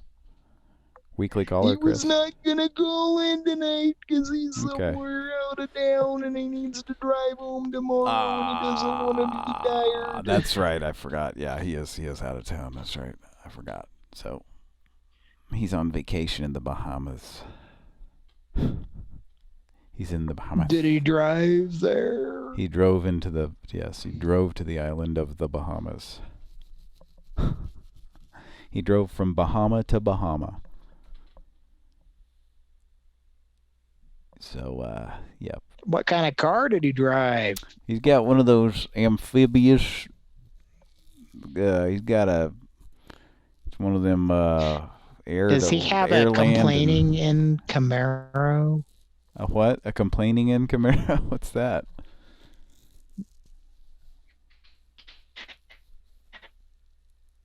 Hello? Hello? Did I lose you? Are you still there? Are we still live? Think I lost you. Don't hear you. Can you not hear me? Yeah, I can now. What happened? Nothing. You were just completely... Were you talking? Yes. Weird. Okay. I didn't hear a Zoom fuck up or anything. That's what it does on my end when Zoom starts fucking up. So, not sure what that was about, but, yeah. Folks, tonight we are mourning the loss of Mr. Wilford Brimley. Wilford Brimley, the most discussed and impersonated celebrity in Pran Funkels history, has passed away at the age of 85. That's a statement that cannot be argued with. Yeah, no. I mean, if you count, how many times do you think you've gone on this show? Thousands? I mean, thousands upon thousands? I would like to know. That'd be nice. Can someone go back and count? Someone who listens to every episode of the show in the year 2030, let us know. Send me a text message. At that point, you'll know where to send the text. Yeah. Send it to my flip phone, and I'll know. Send it back in time. Honk it, honk it, honk it. And we'll talk about it right now. Let me send it in a way that I'll receive this text message. Okay. I'm looking at my smartphone right now. I'm just waiting for the text message to come back in time. Honk it, honk it. Wouldn't it be weird if you actually got a message and it was from something that didn't look like digits? And well, that's the thing about podcasts is people can listen to them years later. Oh, I don't know if I like that. Stop listening if you're listening right now. Scotty if Wolf, you have kids, they might listen to this. Yeah. Shit. Oh, yeah. I've thought about that. And hey, kids, if you're listening, I hope you're at least a teenager. And well, yeah, no, you will be, because if you're not yet a teenager and you're somehow listening to this, then I'm a terrible parent, and I apologize for that. But hopefully, you're at least 16, 17, and but you know how that goes with you, and you're not ever really into stuff your parents are in. You know what I mean? I don't know. I was never like that into. I mean, well, with this, it's hard for me to imagine, because my parents, if they were into prank calling and recording it onto a cassette, what would I have done? Yeah. As a teenager. Yeah, exactly. Yeah, what would you have? Yeah. I don't know. So, our kids will probably just be like, it's our parents doing something stupid on YouTube. Who cares? YouTube, that's for old people. This will be like in 15 years. So only a few thousand people heard it. Yeah. What the fuck? Yep. So Scotty Wolf has some trivia here. He says, What established? He has. Hang on a second. Yeah. He has what? He has. You want me to play it? I can play it. You want me to play the? I might as well, since I'm broadcasting, so there's not a bunch of weird shit going on. So.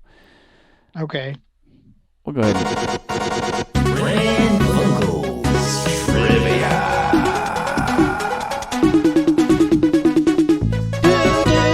Yeah. Okay. And do we want the? Oh, I guess that's all I got is the new.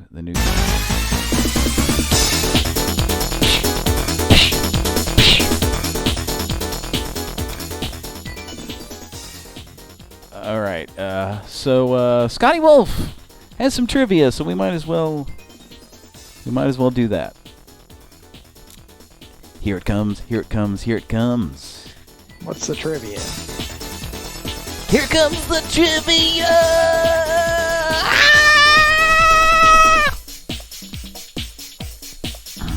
Sorry, I get really into this shit.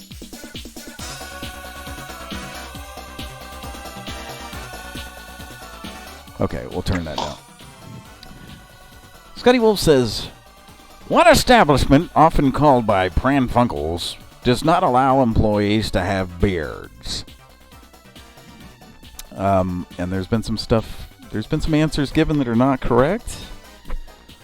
Waffle House, incorrect. Often called by Pran Funkels. We used to call Waffle Houses a lot. We haven't in a while. Maybe that's a signal. Well, I have another guess. What's that? Is it a company that was recently purchased by the assholes who also purchased Arby's? Who also own Arby's?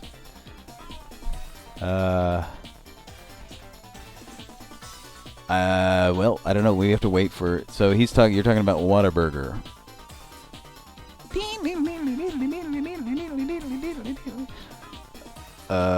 Peter Lilly says, "Gay chat line.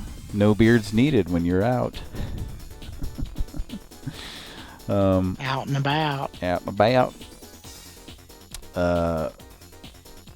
Here the comment says YouTube won't be around in 2035. That'd be sad. Well, maybe 99 says, archive.org will be around, or whatever we move on to after that. Yeah. Okay. So we're just waiting. Hi, Offspring. Thanks for listening to Pran Funkels. Love you a lot.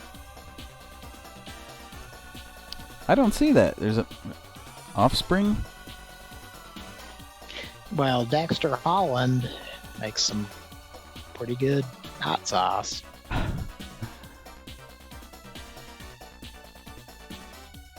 So Scotty Wolf says, "No, I guess there are much more such companies than I realized. Sorry, guys." But the one that Scotty Wolf, the one that you were talking about, what's the one you had in mind? That'll be our trivia for tonight.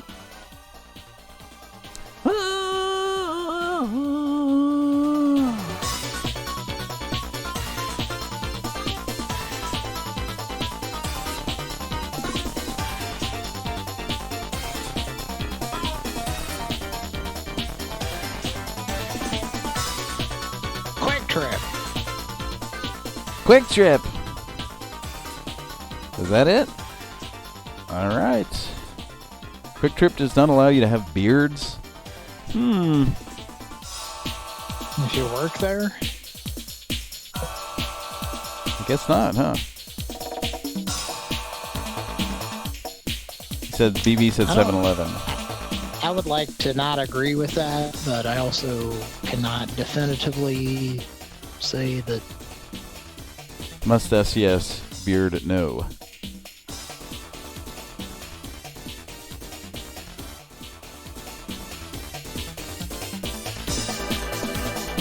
Well, I've definitely seen some gentlemen with mustaches at Quick Trip. All right. Is trivia over? Let's make a Pran Funkel. All right.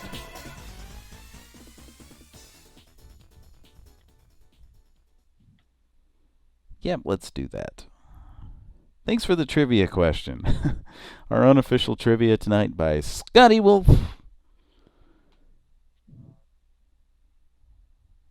Thanks so much, Scotty Wolf.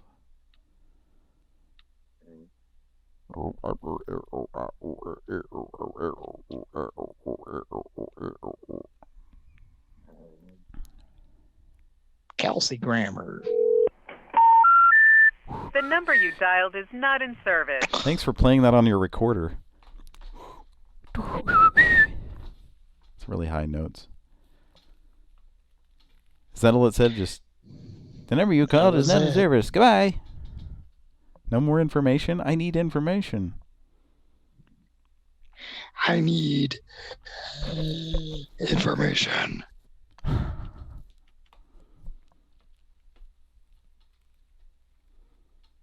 Let's make a Pran Funkel. Let's 90 Jets.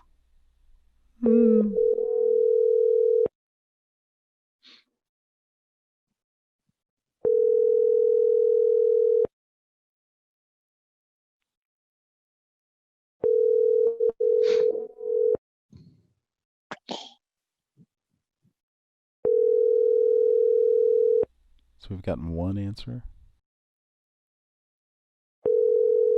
from a guy who literally wouldn't pick up again. We try to call him back. Guess we should have star 6-7'd his ass.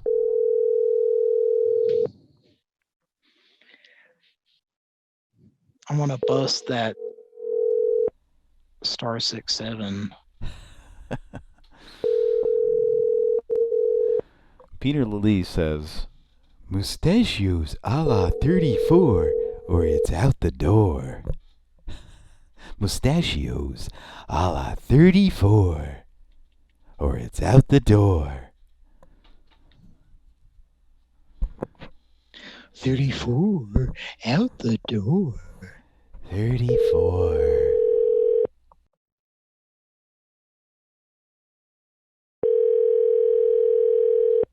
I am not a number. I am a free man.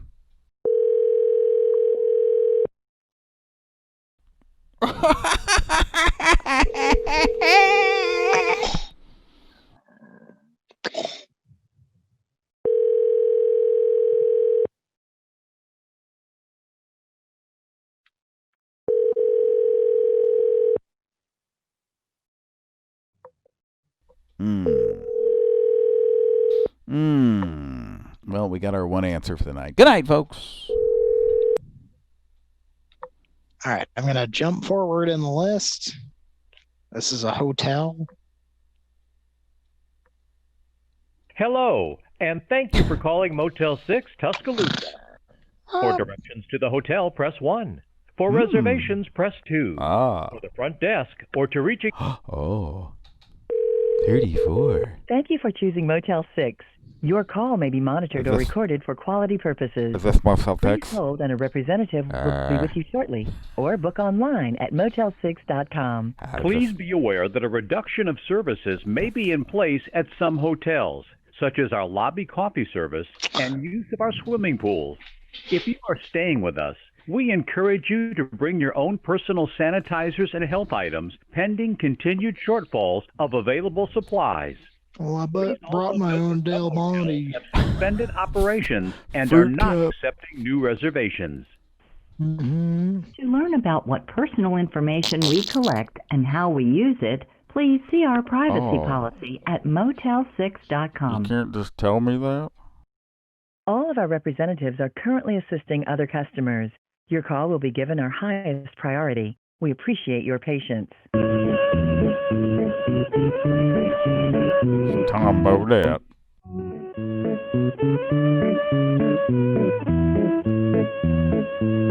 All of our representatives are currently assisting other customers. Your call will be given our highest priority. We appreciate your patience.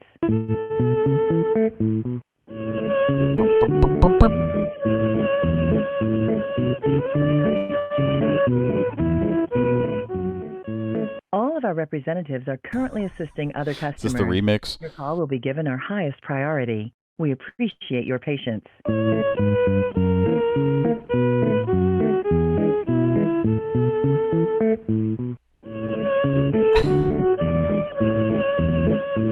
All of our representatives are currently assisting other customers. Your call will be given our highest priority. We appreciate your patience. All right.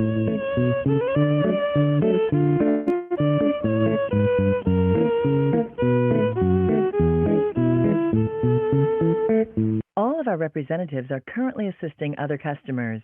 Your call will be given our highest priority. We appreciate your patience.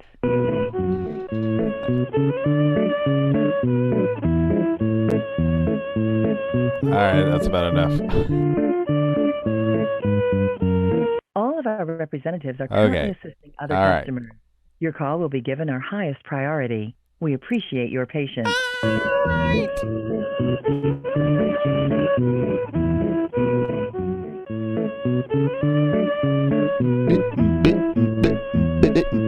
All of our representatives are currently assisting other customers.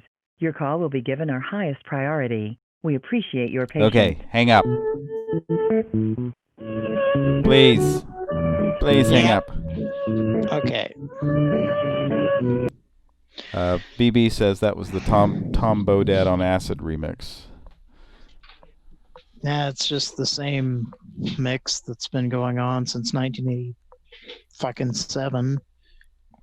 Well, but it wasn't. Yeah, it wasn't in any kind of. It was cut up in sort of a Pulp Fiction manner there. Like the end was at the beginning, and sometimes when I'm at a Motel 6, I look up and the walls are melting. And then I realize it's just a bunch of bed bugs. We'll leave the bed bugs on for you. All right, let's move on to the next hotel. Where no one is staying, evidently.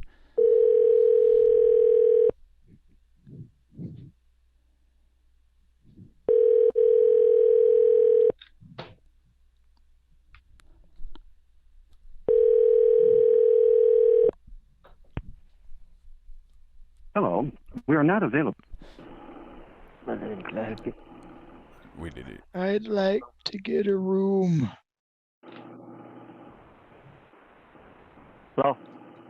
Can I get a room at your hotel, please? Huh? I'd like to get a room at your hotel. I have no room. I like you a lot, and I'm glad you're so friendly as a customer service representative. You're nice, and I'd like to give you a review on Google. He hung up. The fuck? Now, is that a certain hotel we've called before in the past? I don't think we've ever called it. No. It's not a Days Inn.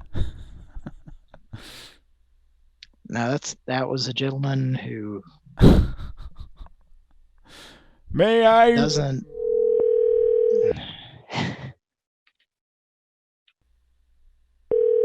Maybe you need to talk like Tom or somebody who can.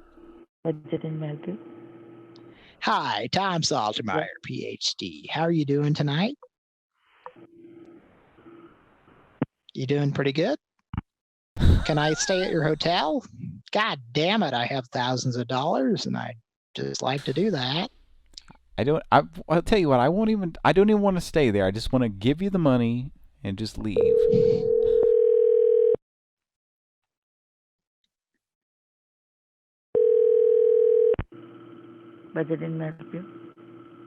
Yes, I'd like to give you $1,000 to stay on the phone with me for 5 minutes. Are you interested? No. I'd like to pay you $5,000 to stay on the phone, just speak with me, and pretend like you give a shit about your job. That he or she hung up. Oh boy. Like, why do you even have a phone if you're just gonna like just don't even have a phone. Just make people make reservations online or Is it time for a callback or I don't know. They probably won't even answer.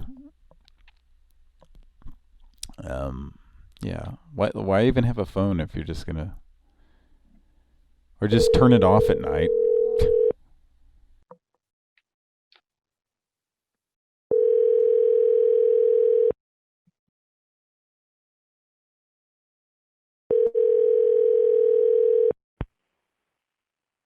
Hello, we are not available now. Please leave your name and phone number after the beep. We will return your call. when you come into my gonna get friendly Nemo. I'm gamming real yarn. Real yarn is gumming out of my urethra. I'm gumming. How many types of apples? 2 different types of apples. God damn it.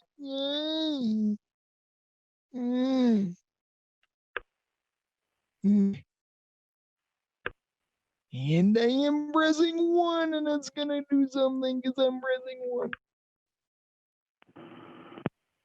Hello?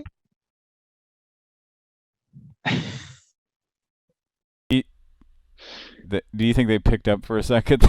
Hung up? Yeah, that's what it sounded like. Oh, jeez. You should call and say, "Hi, this is Mr. Castakles. I'm staying in room 201. I need you to bring me a bucket of ice. Make sure it's heaped up over the top." I want it to smell like that gentleman from Seinfeld. Or hairspray. That's your choice. Hello, we are not available now. Please leave your name and phone number after the beep. We will return your call. Hi, hello. Go ahead. Hi, Mr. Castakely. I'm in room 201. I was just wondering if I can get you to bring me a bucket of ice.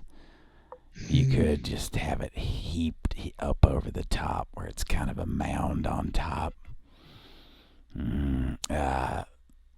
Just a bucket of ice, room 201.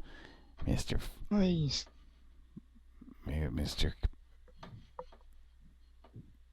He's going to be excited. Yeah. I got... Who keeps pressing buttons? Some... Yeah, hi. Hello? Maybe that's just what the voicemail... Maybe it's just... They had to record something at the end.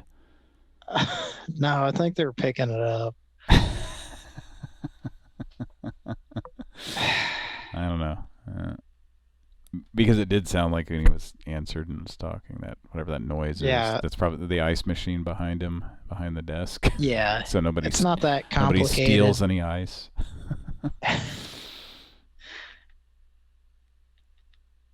Let's move on to the next number. Mm-hmm. I'm probably going to need to go get a moose. How many have you had at this point? Just one. I only have 2 beers total. I'm about to go get my last one. Thank you for calling Plaza Montgomery. How may I help you? Hi, I'd like to reserve a Stephen Tobolowsky type of room. Come again? A room that Stephen Tobolowsky might stay in. Let me see. Can I say the name again? It's a Granberry Stand.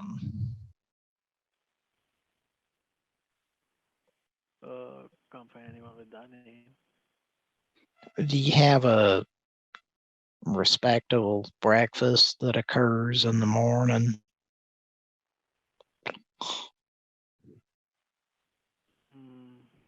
I couldn't get you what you were trying to say. Yeah, the what? Well, we're having a Bendelson, and we hope you'll join us. I don't get you. This is a hotel, right? Yeah. Well, we'd like to rent a room. Okay. What type of room are you looking for? Single bed, double bed. Well, the amount of beds is not the most important part, but we would like to have enough room for 4 individuals. You can try to walk in because is it for today or tomorrow? Well, can we walk in tomorrow? Yeah. I'm looking for the Tobolowsky suite.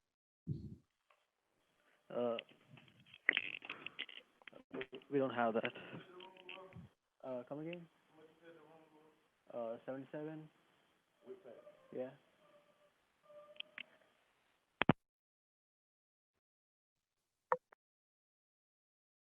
Oh, you motherfucker.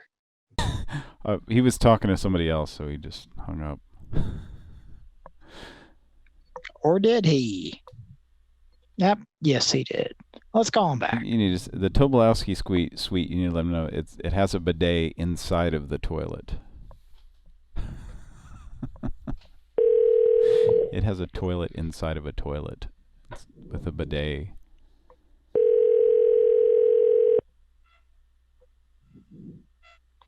Underneath you.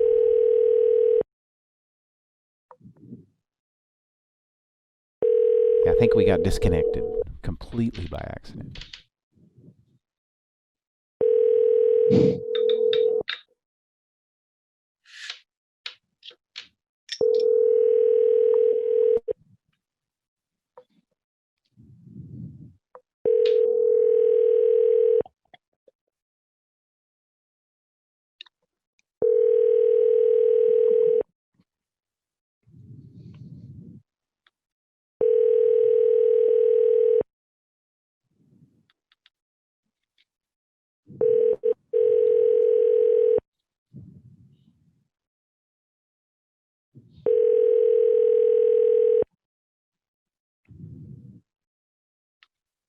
Just gonna let it ring.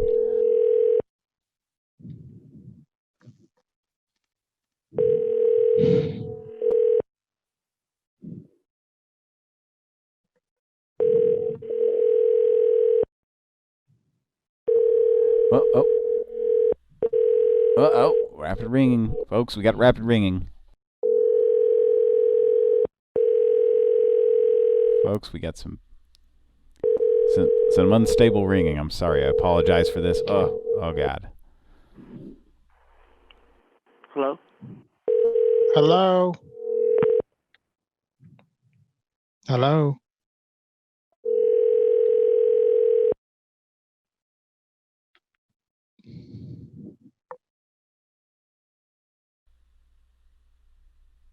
The end. Okay. So I didn't realize you were dialing another number. Were you dialing the same number twice, or what were you doing? No, I was dialing the next number in the list. And somebody just said hello. The other number. Well, it sounded like the original guy. Yeah, it did kind of.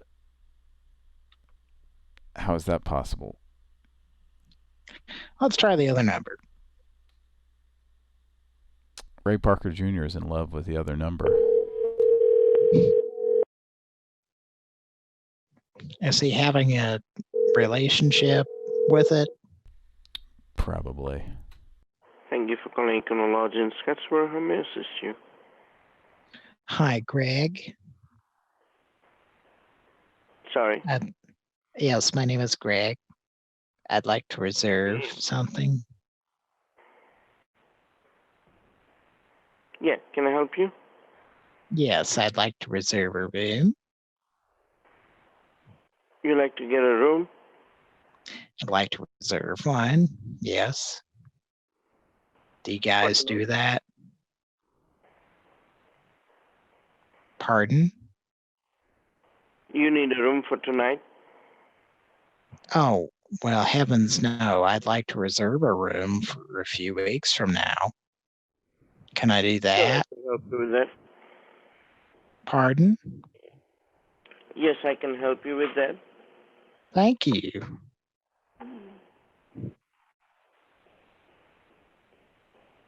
For what dates Yeah. you're looking at? Pardon? What dates are you looking at for reservation? August 14th. August 14th. And for how many nights? Well, me and my honey would like to stay there for a few nights. Yeah, but exactly how many nights?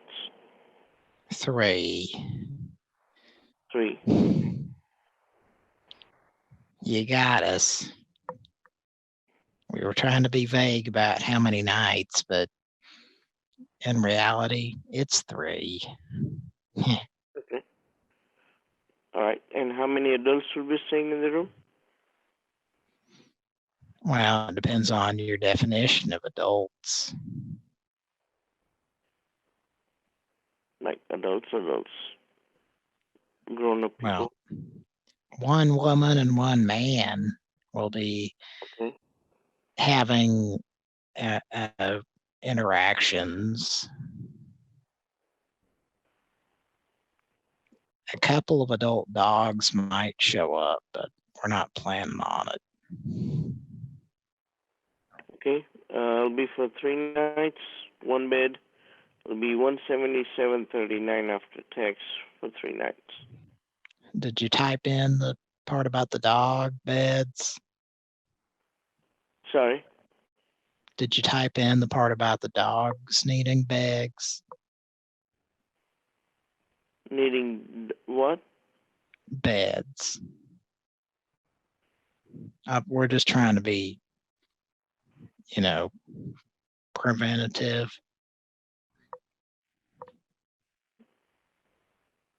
I don't know if we can do that. Is there a selection that involves wet cinnamon raisin bread? What kind of... Is it the breakfast menu that has the wet cinnamon raisin bread, please? No, we don't have breakfast. John Lithgow placed an ointment on my vanity. Have you experienced that? I don't know what you're saying, sir. Do you need to reserve this room? I would like to, yes. Okay, $177.39 for the room after tax for 3 nights. Is it room 104? We don't have room 104 open. Is that a secret room? We don't have any such thing. Do you need to reserve a regular room or not? Well, what kind of room are we talking about to begin with? It's a non-smoking room with a king bed. That sounds good. Okay, what's your last name? Is there a can opener in the room? No, sir. Well, can the concierge send a can opener down if I need one? No, we can't. Because I got to be honest with you, we're gonna be opening some cans. If you know what I mean. We open the cans with our finger. Soda cans, beer cans. Well, some of those cans don't have such an easy opening. We won't have anything like that, sir. Like the green beans from Del Monte. Sometimes they don't have the pull tab. You got to have an opener. Right. We won't have any opener in the room.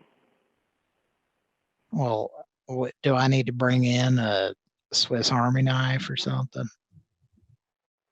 Well, you can bring one if you want. Is that acceptable?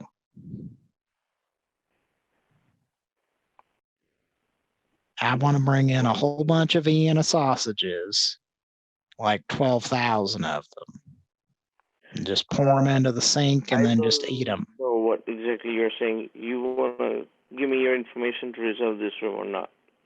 Yes, I would like to, yes. Okay, can I get your last name, please? Feldermorens. How do you spell that? FELDMORANS.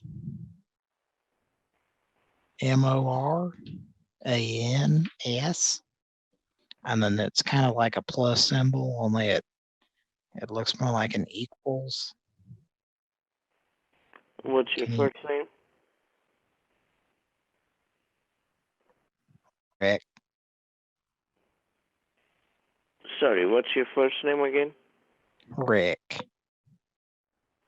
How do you spell that? RIK.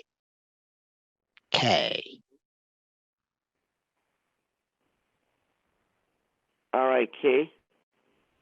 Yes.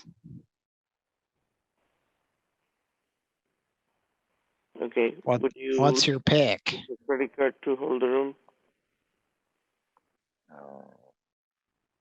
It's Borden Grote. No. Would you like to give us a credit card to hold the room? Yes, John, can you give him the credit card number? Are you there, John?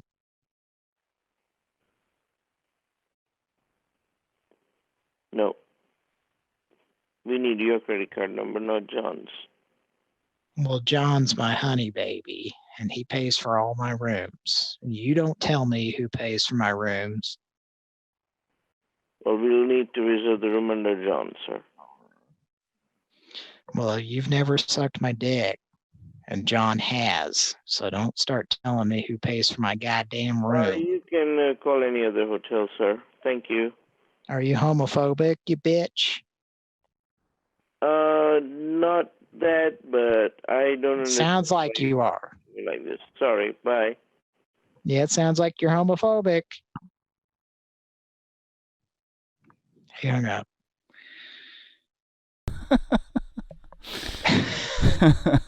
He played along. Good for him. He played along. But as soon as the talk of dick sucking started, he was having none of that. Well, he somehow knew who was paying for my credit card bill. Oh, boy. Yeah, that's... I wanted you to ask. The last idea I put into the chat was ask him, now, is there going to be a VHS of Evel Knievel's greatest stunts? Because we're going to need something to watch in this hotel room. This next guy might be able to answer that. This next guy calls himself, I have a tiny penis. Farting around at pipes. All right, I'll be right back. I'm going to grab a beer. Iconology, can I help you? Hi, Tom Saltermeyer, PhD. How are you doing? Fine. I was just curious about the Akersley Papa Smurf chip. There was a bag of chips with Akersley's Papa Smurf on the top of it. No, you have a room? We definitely do, yes.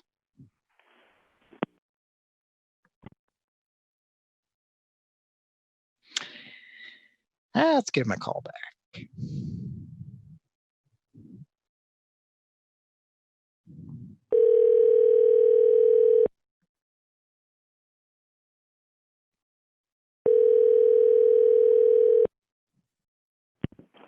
Iconology, can I help you?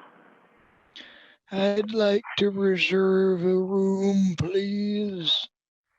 Hello? Yes, can I reserve a room? Room? Yes. Yeah, room available. I'd like to stay in a room. Can you help me? Can Hello? you help? Yes, can you hear me? What room number, sir? I'd like to rent a room.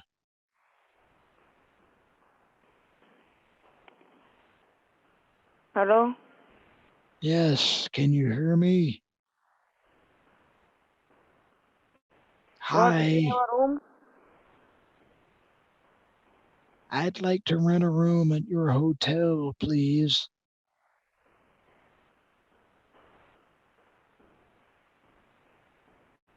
May I give you money to stay in a room at your hotel? Yeah. Can I do that tonight? Okay. How many beds are you having available? King size bed 67. My wife would like for me to get another bed. Hello? Yes. Do you speak English? My wife does not enjoy sleeping with me and would like to get an additional bed in the same room. What room number? I would prefer that you assign a room number to me since it's your hotel and I'm the one paying to stay there. King size bed no available, okay? I would just like to stay at your hotel for one night and pay you money for this exchange. Is that possible? And one bed no available. Do you Only have for two a... bed. Ma'am, I have a wholesome, hearty Quaker Oats family that would like to stay in your hotel for one night. No funny business. No, sir. No funny business with you or anyone else at the hotel. No, sir. We would just like to sleep. No, sir. No room available, okay? No funny business where people sleep. No. I'd like to sleep in a bed and pay you for that. Okay, sir. Wrong number, okay? This is not a hotel. No. It's not an econo lodge. No. I could have sworn it was. No, sir. Wrong number. Oh, okay. I'll just try it again. I'll keep calling back. Never talk to you again. Good night.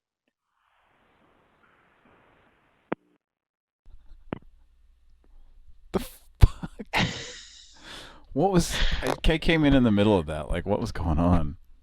I was trying to rent a fucking room at the fucking hotel. At the fucking roach-infested Econo Lodge? Is it that they can't hear the grandpa voice very well when you're doing that? Or I don't know. Do we need to test? Every time we test and you call me, it's like, it sounds perfect. I don't understand what the fuck the deal is. I think she could hear me just fine. And when you thought she was saying no funny, but she was saying none available or something. She was trying to tell you there's no rooms available. No room available. And I was trying to tell you to say, I don't believe you. But anyway, yeah. Let's call her back. Hey, it's me again, you bitch.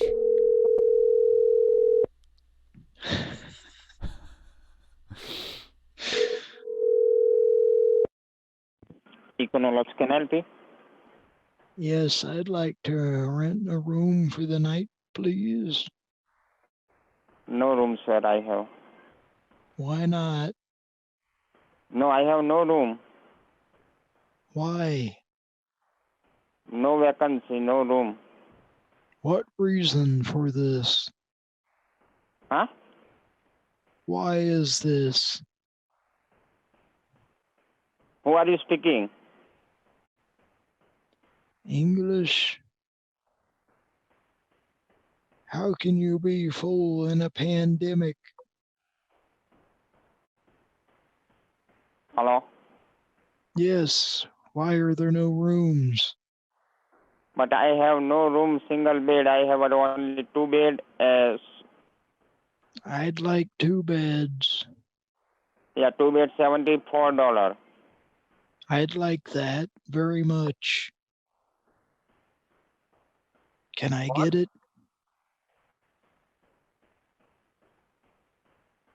Please let me stay there, for fuck's sake.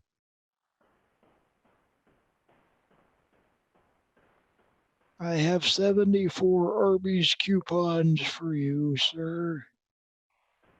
Okay. Will you please oblige me? $74. Will that cover it? Okay. Will that cover it? Hello? Yes. Is this a hotel in the United States of America? I'd like to stay at your hotel. Yeah, so $74 and you coming here, okay? If you have a room, yes.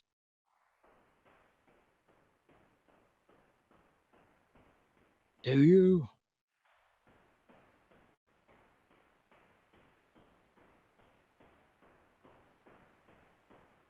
Hello?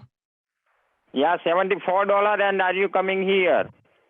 Why do you answer the phone if you don't want to rent rooms to people at your hotel, which is the business that you're answering the phone at?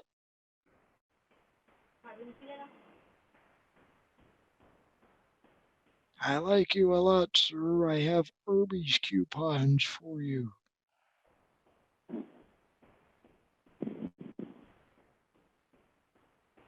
What are you doing?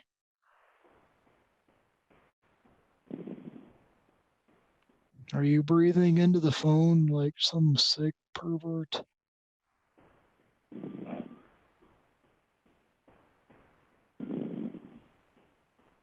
It sounds like you're farting leprechauns out of your genitalia. Stop doing that.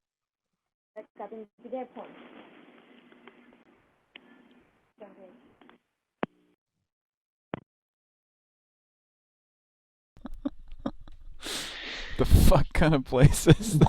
What are they doing? I don't know. Why are they even answering the phone if they're just come in here? It just must be that much of a Fleabag motel that's like, we don't do any business over the phone, but we still answer the phone. My goal was to rent a room. And it was quite a challenge, folks, and I did not succeed. Yeah.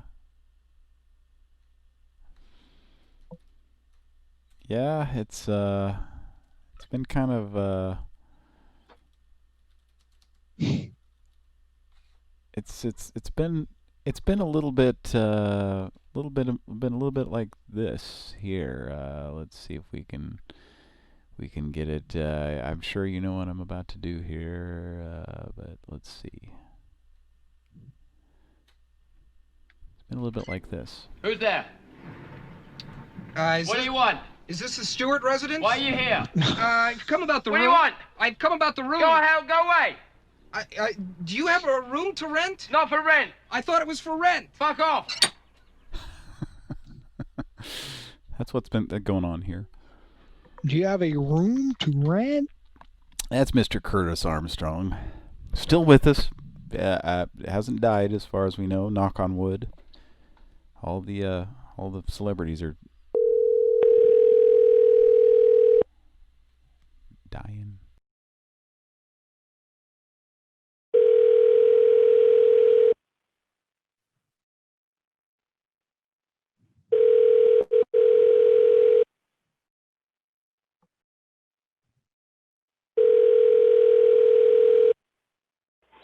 Boy Scout Abuse Helpline, this is Pat. How may I help you? Hi, how are you doing? I'm fine. Are you calling for the Boy Scout Abuse Helpline? Mm-hmm. Okay, can I have your first and last name? Phyllis Feldermoren. I'm sorry, you says what? Phyllis Feldermoren. Can you spell that for me? Phyllis. Okay, and the last name?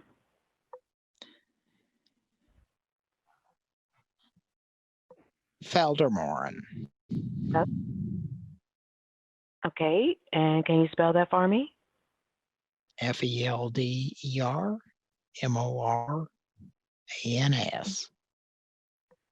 Okay, so Feldermorans. Mm-hmm. Okay, thank you. So I'm going to ask you a few questions, but please don't go into any details about what happened. You will tell the attorney all of that information. In case if we get disconnected, can you please provide me with the best phone number to reach you at? Yes, 984 Grunt Munch. Okay, so I have 419, is that correct? Yes. Perfect. And may I have your mailing address, please? It's inside a bum's asshole at AOL.org. Okay. And your email address? Well, that's what I was giving you. Oh, that's the email address, and that's INSIDETHBUMMASSHOLE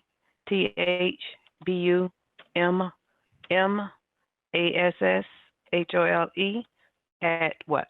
Gmail, Yahoo, or AOL? Ma'am, that's offensive what you're saying. That's what you said. I'm just repeating what you said. I'm spelling out what you said. I didn't repeat it. I just spelled what you told me. They said you told me that was your email address. I'm just repeating what you said. Is that correct? Well, I didn't say it. You just said it to begin with, and it's very offensive. No, I did not say it. You said it. I spelled it. I never said it. Okay. So what is your email address?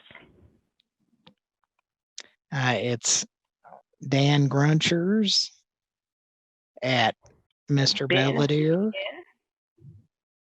Yes. And Grunchers, can you spell that for me? GRUNCHERS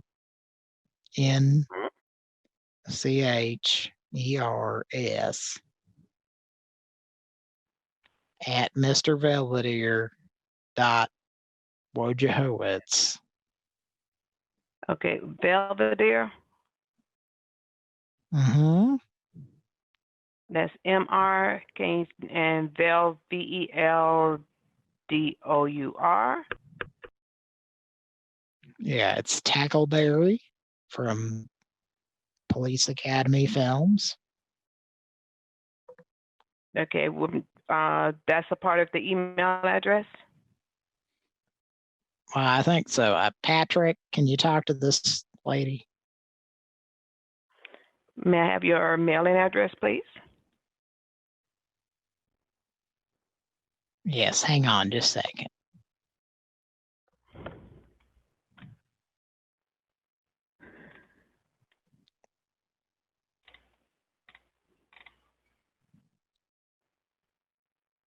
At Remington Park, yes.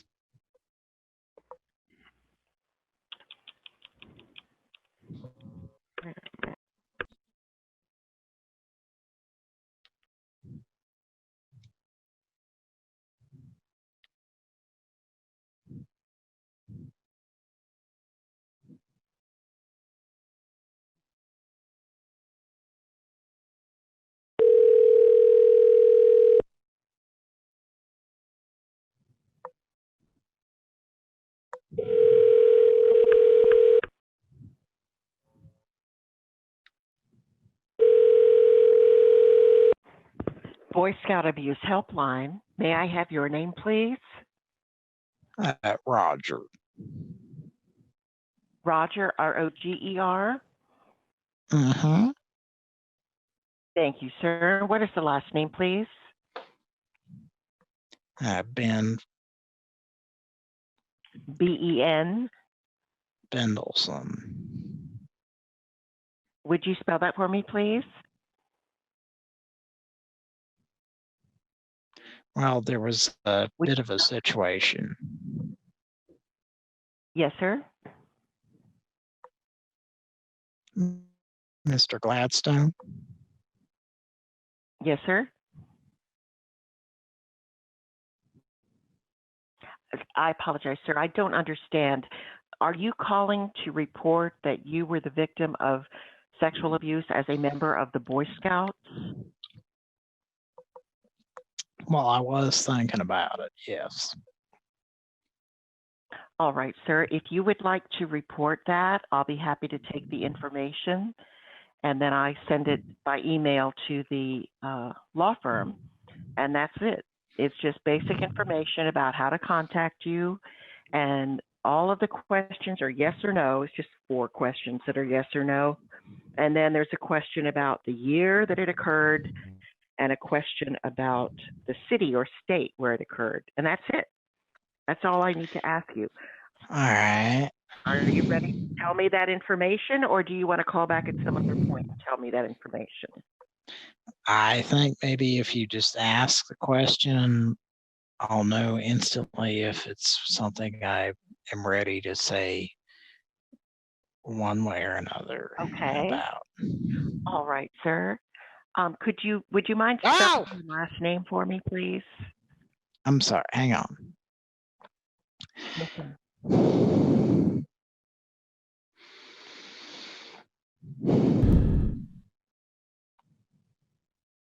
Okay.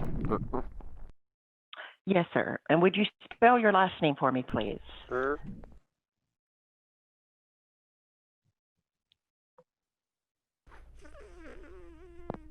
Hello?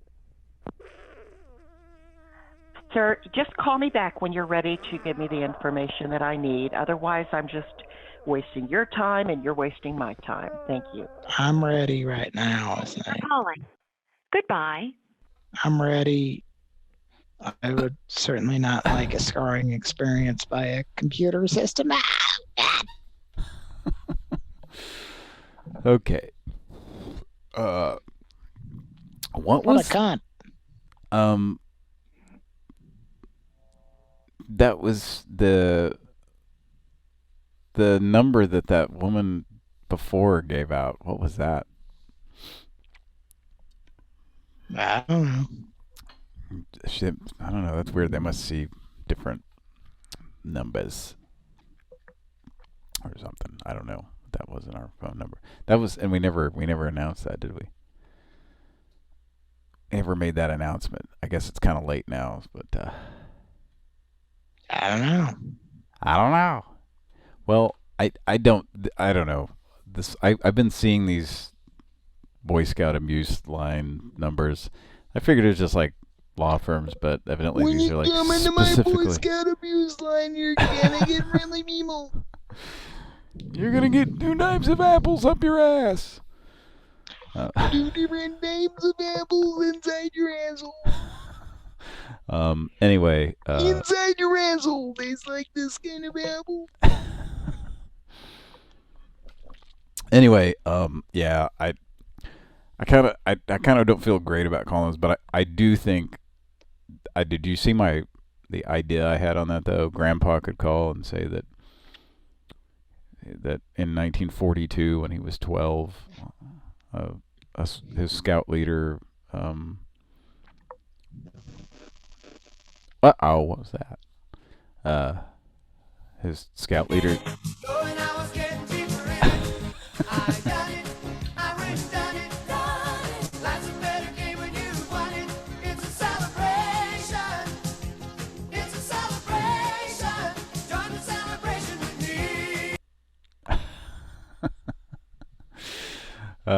so yeah, I don't know, maybe not call those. That's kind of, but I don't know. But I mean, they're just taking information, I guess. So I don't know. But I still thought it'd be kind of funny if Grandpa like tells him that he didn't, nothing actually happened, but that his scout leader told him some weird thing or said something weird to him, so he for the rest of his life he just now, because of that thing his scout leader said to him in 1942, he has a burning question, and that is, you know the question. You know what the question is? Did you do it?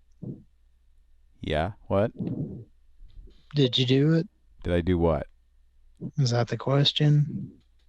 No, the question is, am I gay? That's the question.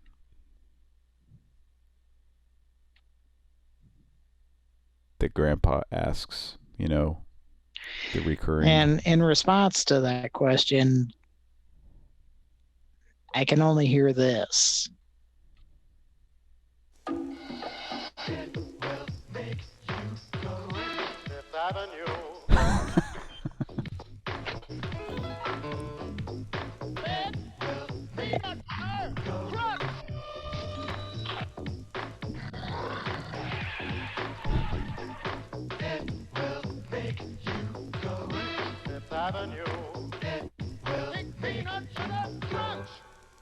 Hershey's Fifth Avenue. It'll make you go. Fifth Avenue. When you're blue and you don't know where to go to, get you a Fifth Avenue bar. Put it on your lips. Don't eat it. You son of a bitch. Fifth Avenue. Fifth Avenue. I remember thinking that was... yeah. Yeah. I was looking for that. I found a little treasure trove of local commercials that I posted in our personal chat here earlier. So kind of interesting stuff. But there's a commercial in there that I was hoping it was a specific commercial, but it wasn't. Darn it! But I was looking for the Choice Smorgasbord commercial from the. That was, you get the total meal at Salbar price. There was a barbershop quartet singing, you get the total meal at the Salbar price. Total meal at the Salbar price. Choice Smorgasbord, you get the total meal. You get the total meal at the Salbar price. Anyway. Yes. It wasn't that one, though. But it was a guy with beef in his mouth, and he said, Choice, all you care to eat smorgasbord. I certainly don't care to eat more than I am capable of. I always have some beef chewed up under my tongue, in my mouth. I look a little bit like a pelican. I keep all my beef in my pelican beak. In my pelican jowls. Oh boy, it's been fun tonight. We've gotten some people to answer. The Boy Scout thing's a little bit, I don't know. I just saw, I was watching, regular antenna TV today, and like literally, I wasn't even really watching it. I was just doing stuff around the house, and literally every time I would look up, just randomly, there would be a commercial on for Boy Scout abuse. Call this number, and it was different numbers every time. So like on there was about 4 times where I randomly looked up, and so I put those numbers down. I'm like, geez. From what I can tell in the commercial, it's like evidently the Boy Scouts Association just has money they're handing out to people if you can prove somehow or you have a good enough story that you were abused. So, and I mean that's totally fucked up. If yeah. So that's why I'm kind of like, I don't know. Maybe we shouldn't call, but I don't know. For some reason, I was thinking it'd be funny if Grandpa had a weird story from 1942.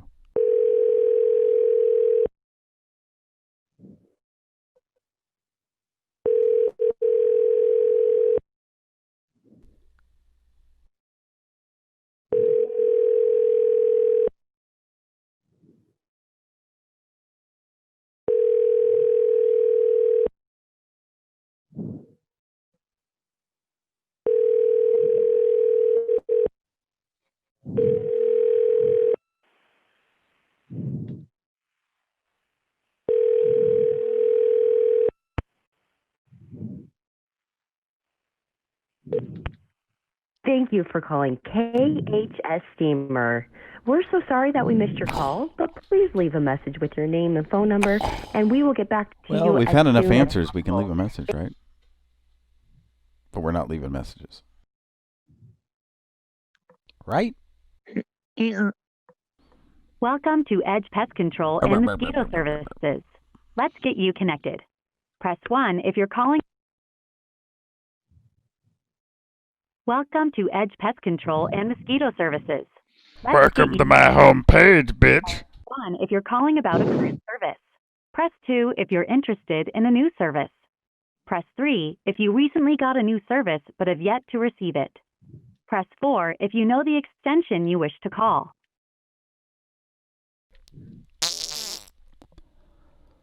Whoa.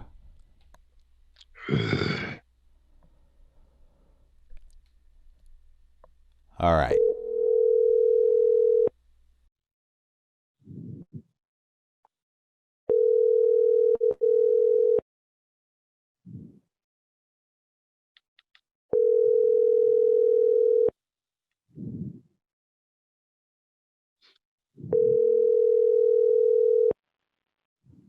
Hello, we are not available now. Please leave your name and phone number after the beep. We will return your call. Paxum. It's Bendelson Barricade. 38 devil eggs. All right. We got it. 2 gentlemen that think about bacon. Clipboard. You got the clipboard, Thomas? Okay. We're going to come by. We're going to take that over to Selma.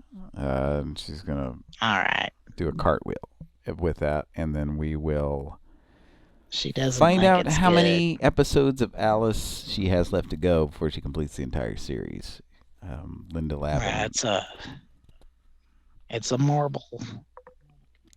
All the collector's items from the series Alice. It will be yours as long as you deliver the the gross of Arby's coupons we discussed. We're going to need the whole There's nothing grosser than that. Mm-hmm. You get all 144 of them. Okay? All right. Just give us a call back. All right. Okay. Hang up the phone there. I'll go ahead and hang up the phone. Here, let me... Okay.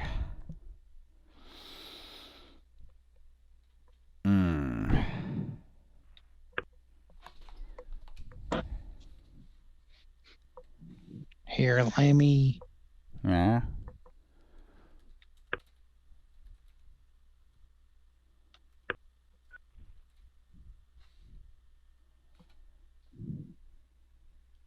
Did it? There we go. Hello? Hi. I think that was it hanging up. Yep. Yep.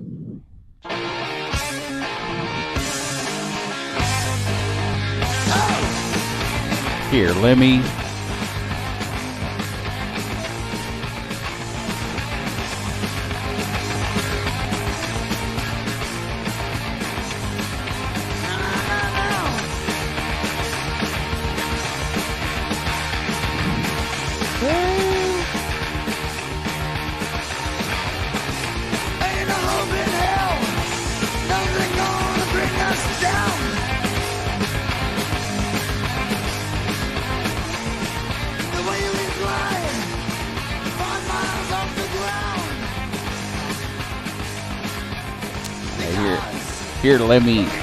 Here, let me.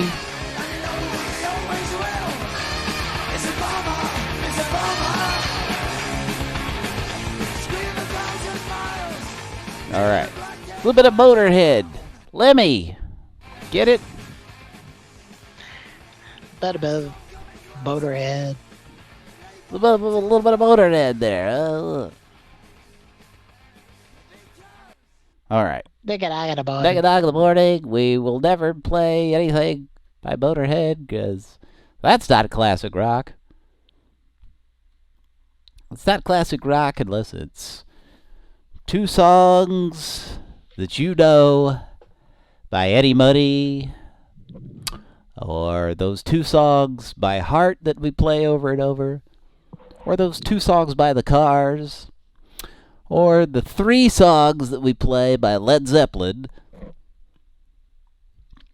or to help me out here, dog. You know what I'm saying? 2 or 3 songs. Every band had about 2 or 3 songs, and by every songs. And by every band, I mean one of the 68 bands that we 60 shakes. Yeah. All right, folks. Thanks for joining us tonight. It's been a kind of a weird night. It's been kind of fun. We are paying our respects to Mr. A. Wilford Brimley.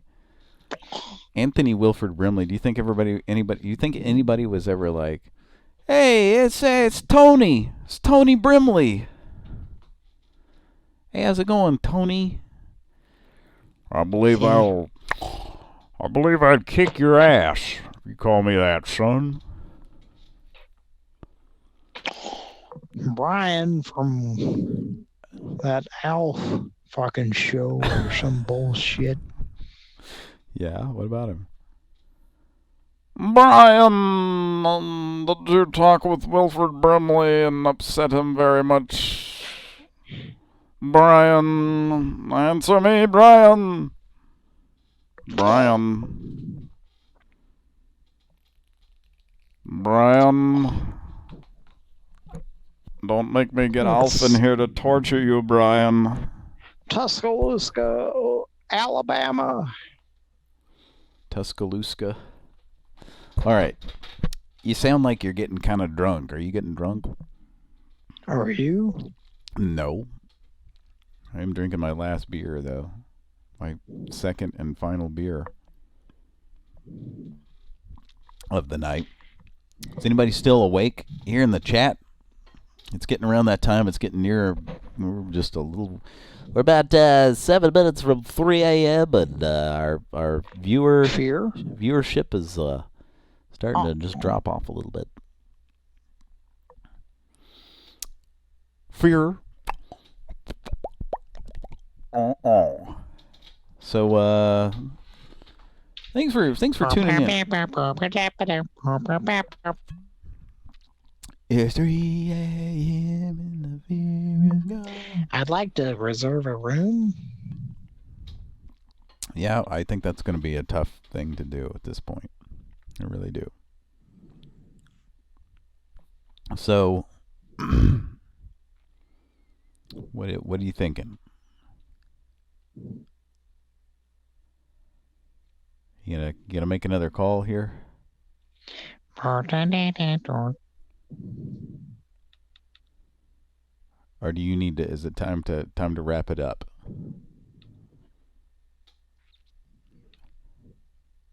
Yellow. Yeah. Yeah. What are we doing? Making some more calls? The MIDI version. Is that what you're singing? Maybe. Hello, and thank you for calling Motel 6 Tuscaloosa. Okay, we called this before. For directions to the hotel, press 1. For reservations, press 2. For the front desk or to reach a guest, please press 3 or hold on the line for further assistance. Press 3. See if we can get a room. California consumers, to learn about what personal information we collect and how we use it, please see our privacy policy at motel6.com. Did you press 3? I'd like to speak with Clark Gable III of Cheaters. Oh wait, I don't think he's around anymore, is he? Clark Gable? Yeah.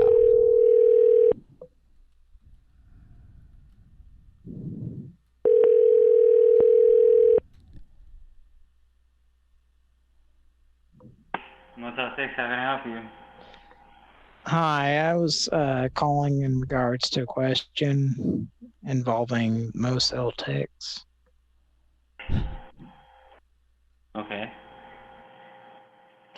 Scooter's nut was going Bean Buns. I'm sorry, what was the question? Scooter's nuts going Bean Buns, yes or no? I can barely hear you. You said there's not going to be a Nita bun? Yes, we had Scooter's nuts. Let me take care of this test. Give me one moment.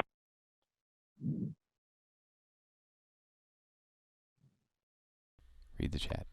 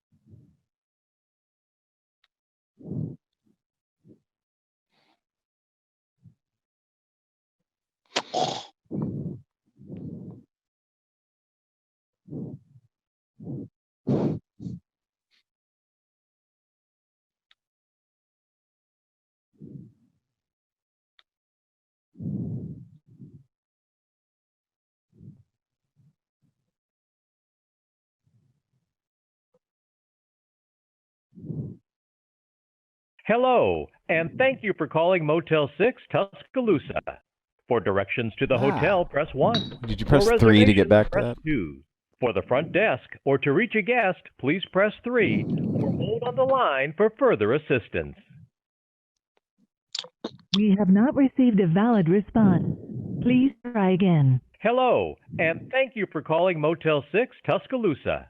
For directions to the California consumers. To learn about what personal information we collect and how we use it, please see our privacy policy at motel6.com.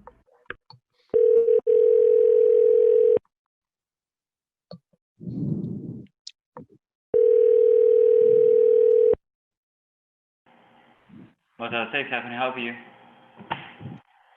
Hi, I was just calling in regards to Scooter's Nut going Beta Buns. I'm sorry, what? Better Buns? Scooter's Nuts going Beta Buns. So what would you like? I'm sold out, so I don't have any rooms left. We'd like for Scooter's Nut to lay down Sally in your general direction, please. I don't have any rooms available. Do you have a lay down Sally available?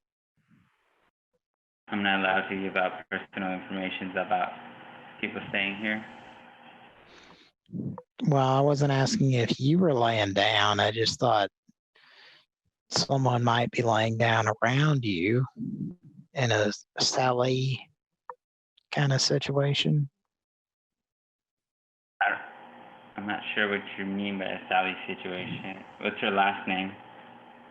Tommy Halib can speak with you, please. Speak with who? Tommy Halib. I'm sorry, who? I need a room number. Tommy Habib. That's not a room number.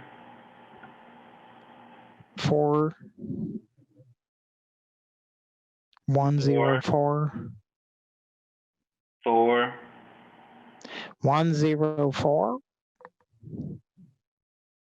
I'm waiting for the 3 numbers. 104.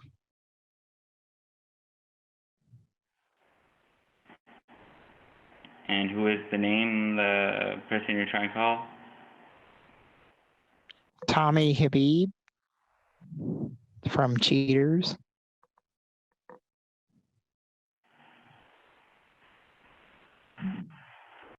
Scooter's Nuts going Beta Buns.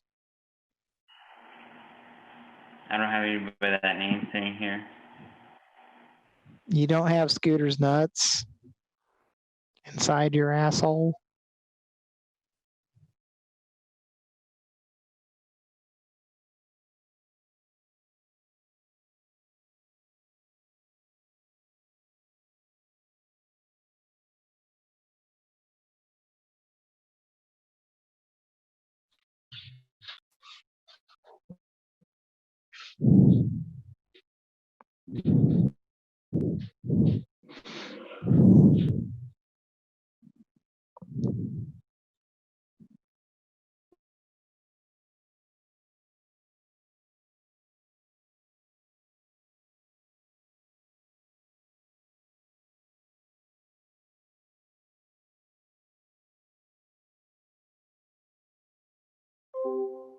Well, all right, folks. I believe that's the end of the show here. Are you still there, Cody?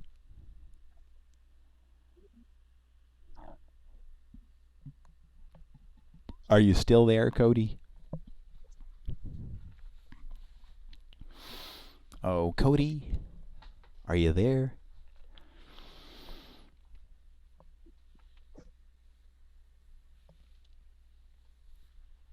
Cody. This is Cody. This is Tommy Habib. You might remember me from Cheaters. I was that guy who's just kind of like, hey guys, how's it going?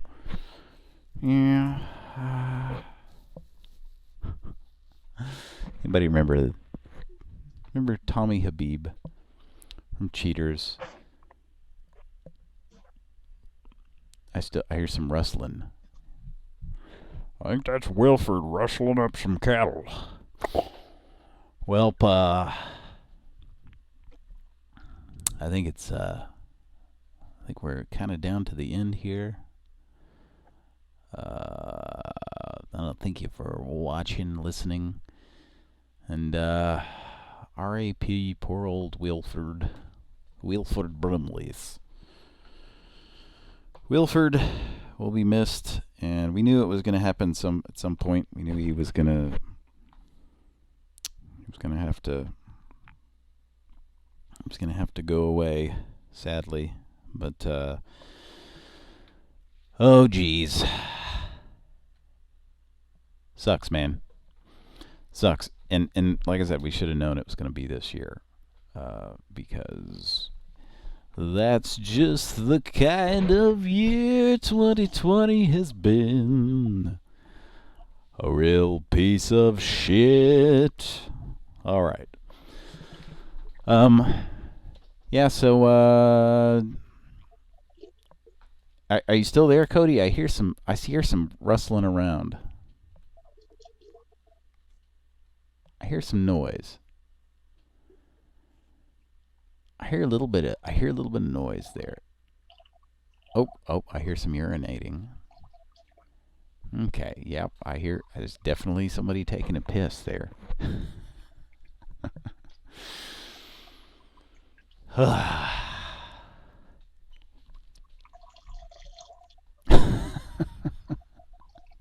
Cody, can you hear us? Are you just being extra quiet there so you don't wake anybody up? Well, folks, I guess that's the end of the show.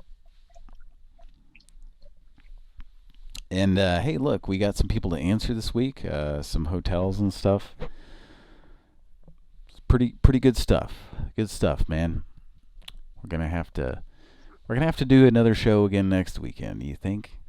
Think that's a good idea? Think we should keep doing the shows? Or do you think we're just done forever? Should we just stop forever? Maybe we should just not ever do another show. Would you like that? No, we just have to keep going. 6 years. Been doing this for 6 years. Over 6 years. And we are up to we're in like the we at 480, episode 4. We're getting close, man. We're not too far off of that 500. And I think Kira said something about doing a weeknight show. So be prepared. There may be a special. There goes Cody. Cody's done for the night. Be prepared, because there may be a special weeknight edition of Pran Funkels. That'll be kind of neat. That doesn't happen very often, but yep, stick around this week. I say stick around, but check back this week, and there'll probably be an episode, a nice, hot, steaming, juicy weeknight episode of Pran Funkels for ya. Checking with the chat here. Yep. Everybody's here. The gang's all here. But that's the end of the show. So join us next week for another episode of Pran Funkels. It'll be fun and frolicking and all kinds of shit. And I'm gonna be real honest with you. I gotta go to the bathroom right now. So I'm gonna go ahead and sign off. And just say, love you a lot. Like to fancy you. From all of us here at Pran Funkels, Cody, myself, Kira, Mike, who will rejoin us someday. From all of us here at Pran Funkels, good night.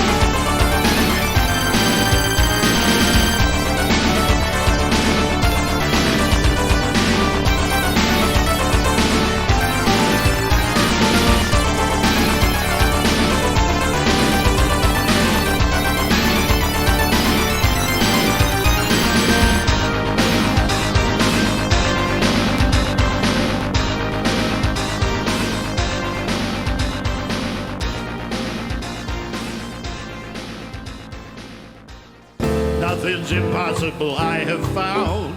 For when my chin is on the ground, I pick myself up, I dust myself off, start all over again. So don't lose your confidence if you slip. Be grateful for a pleasant trip and pick yourself up and dust yourself off. Start over again.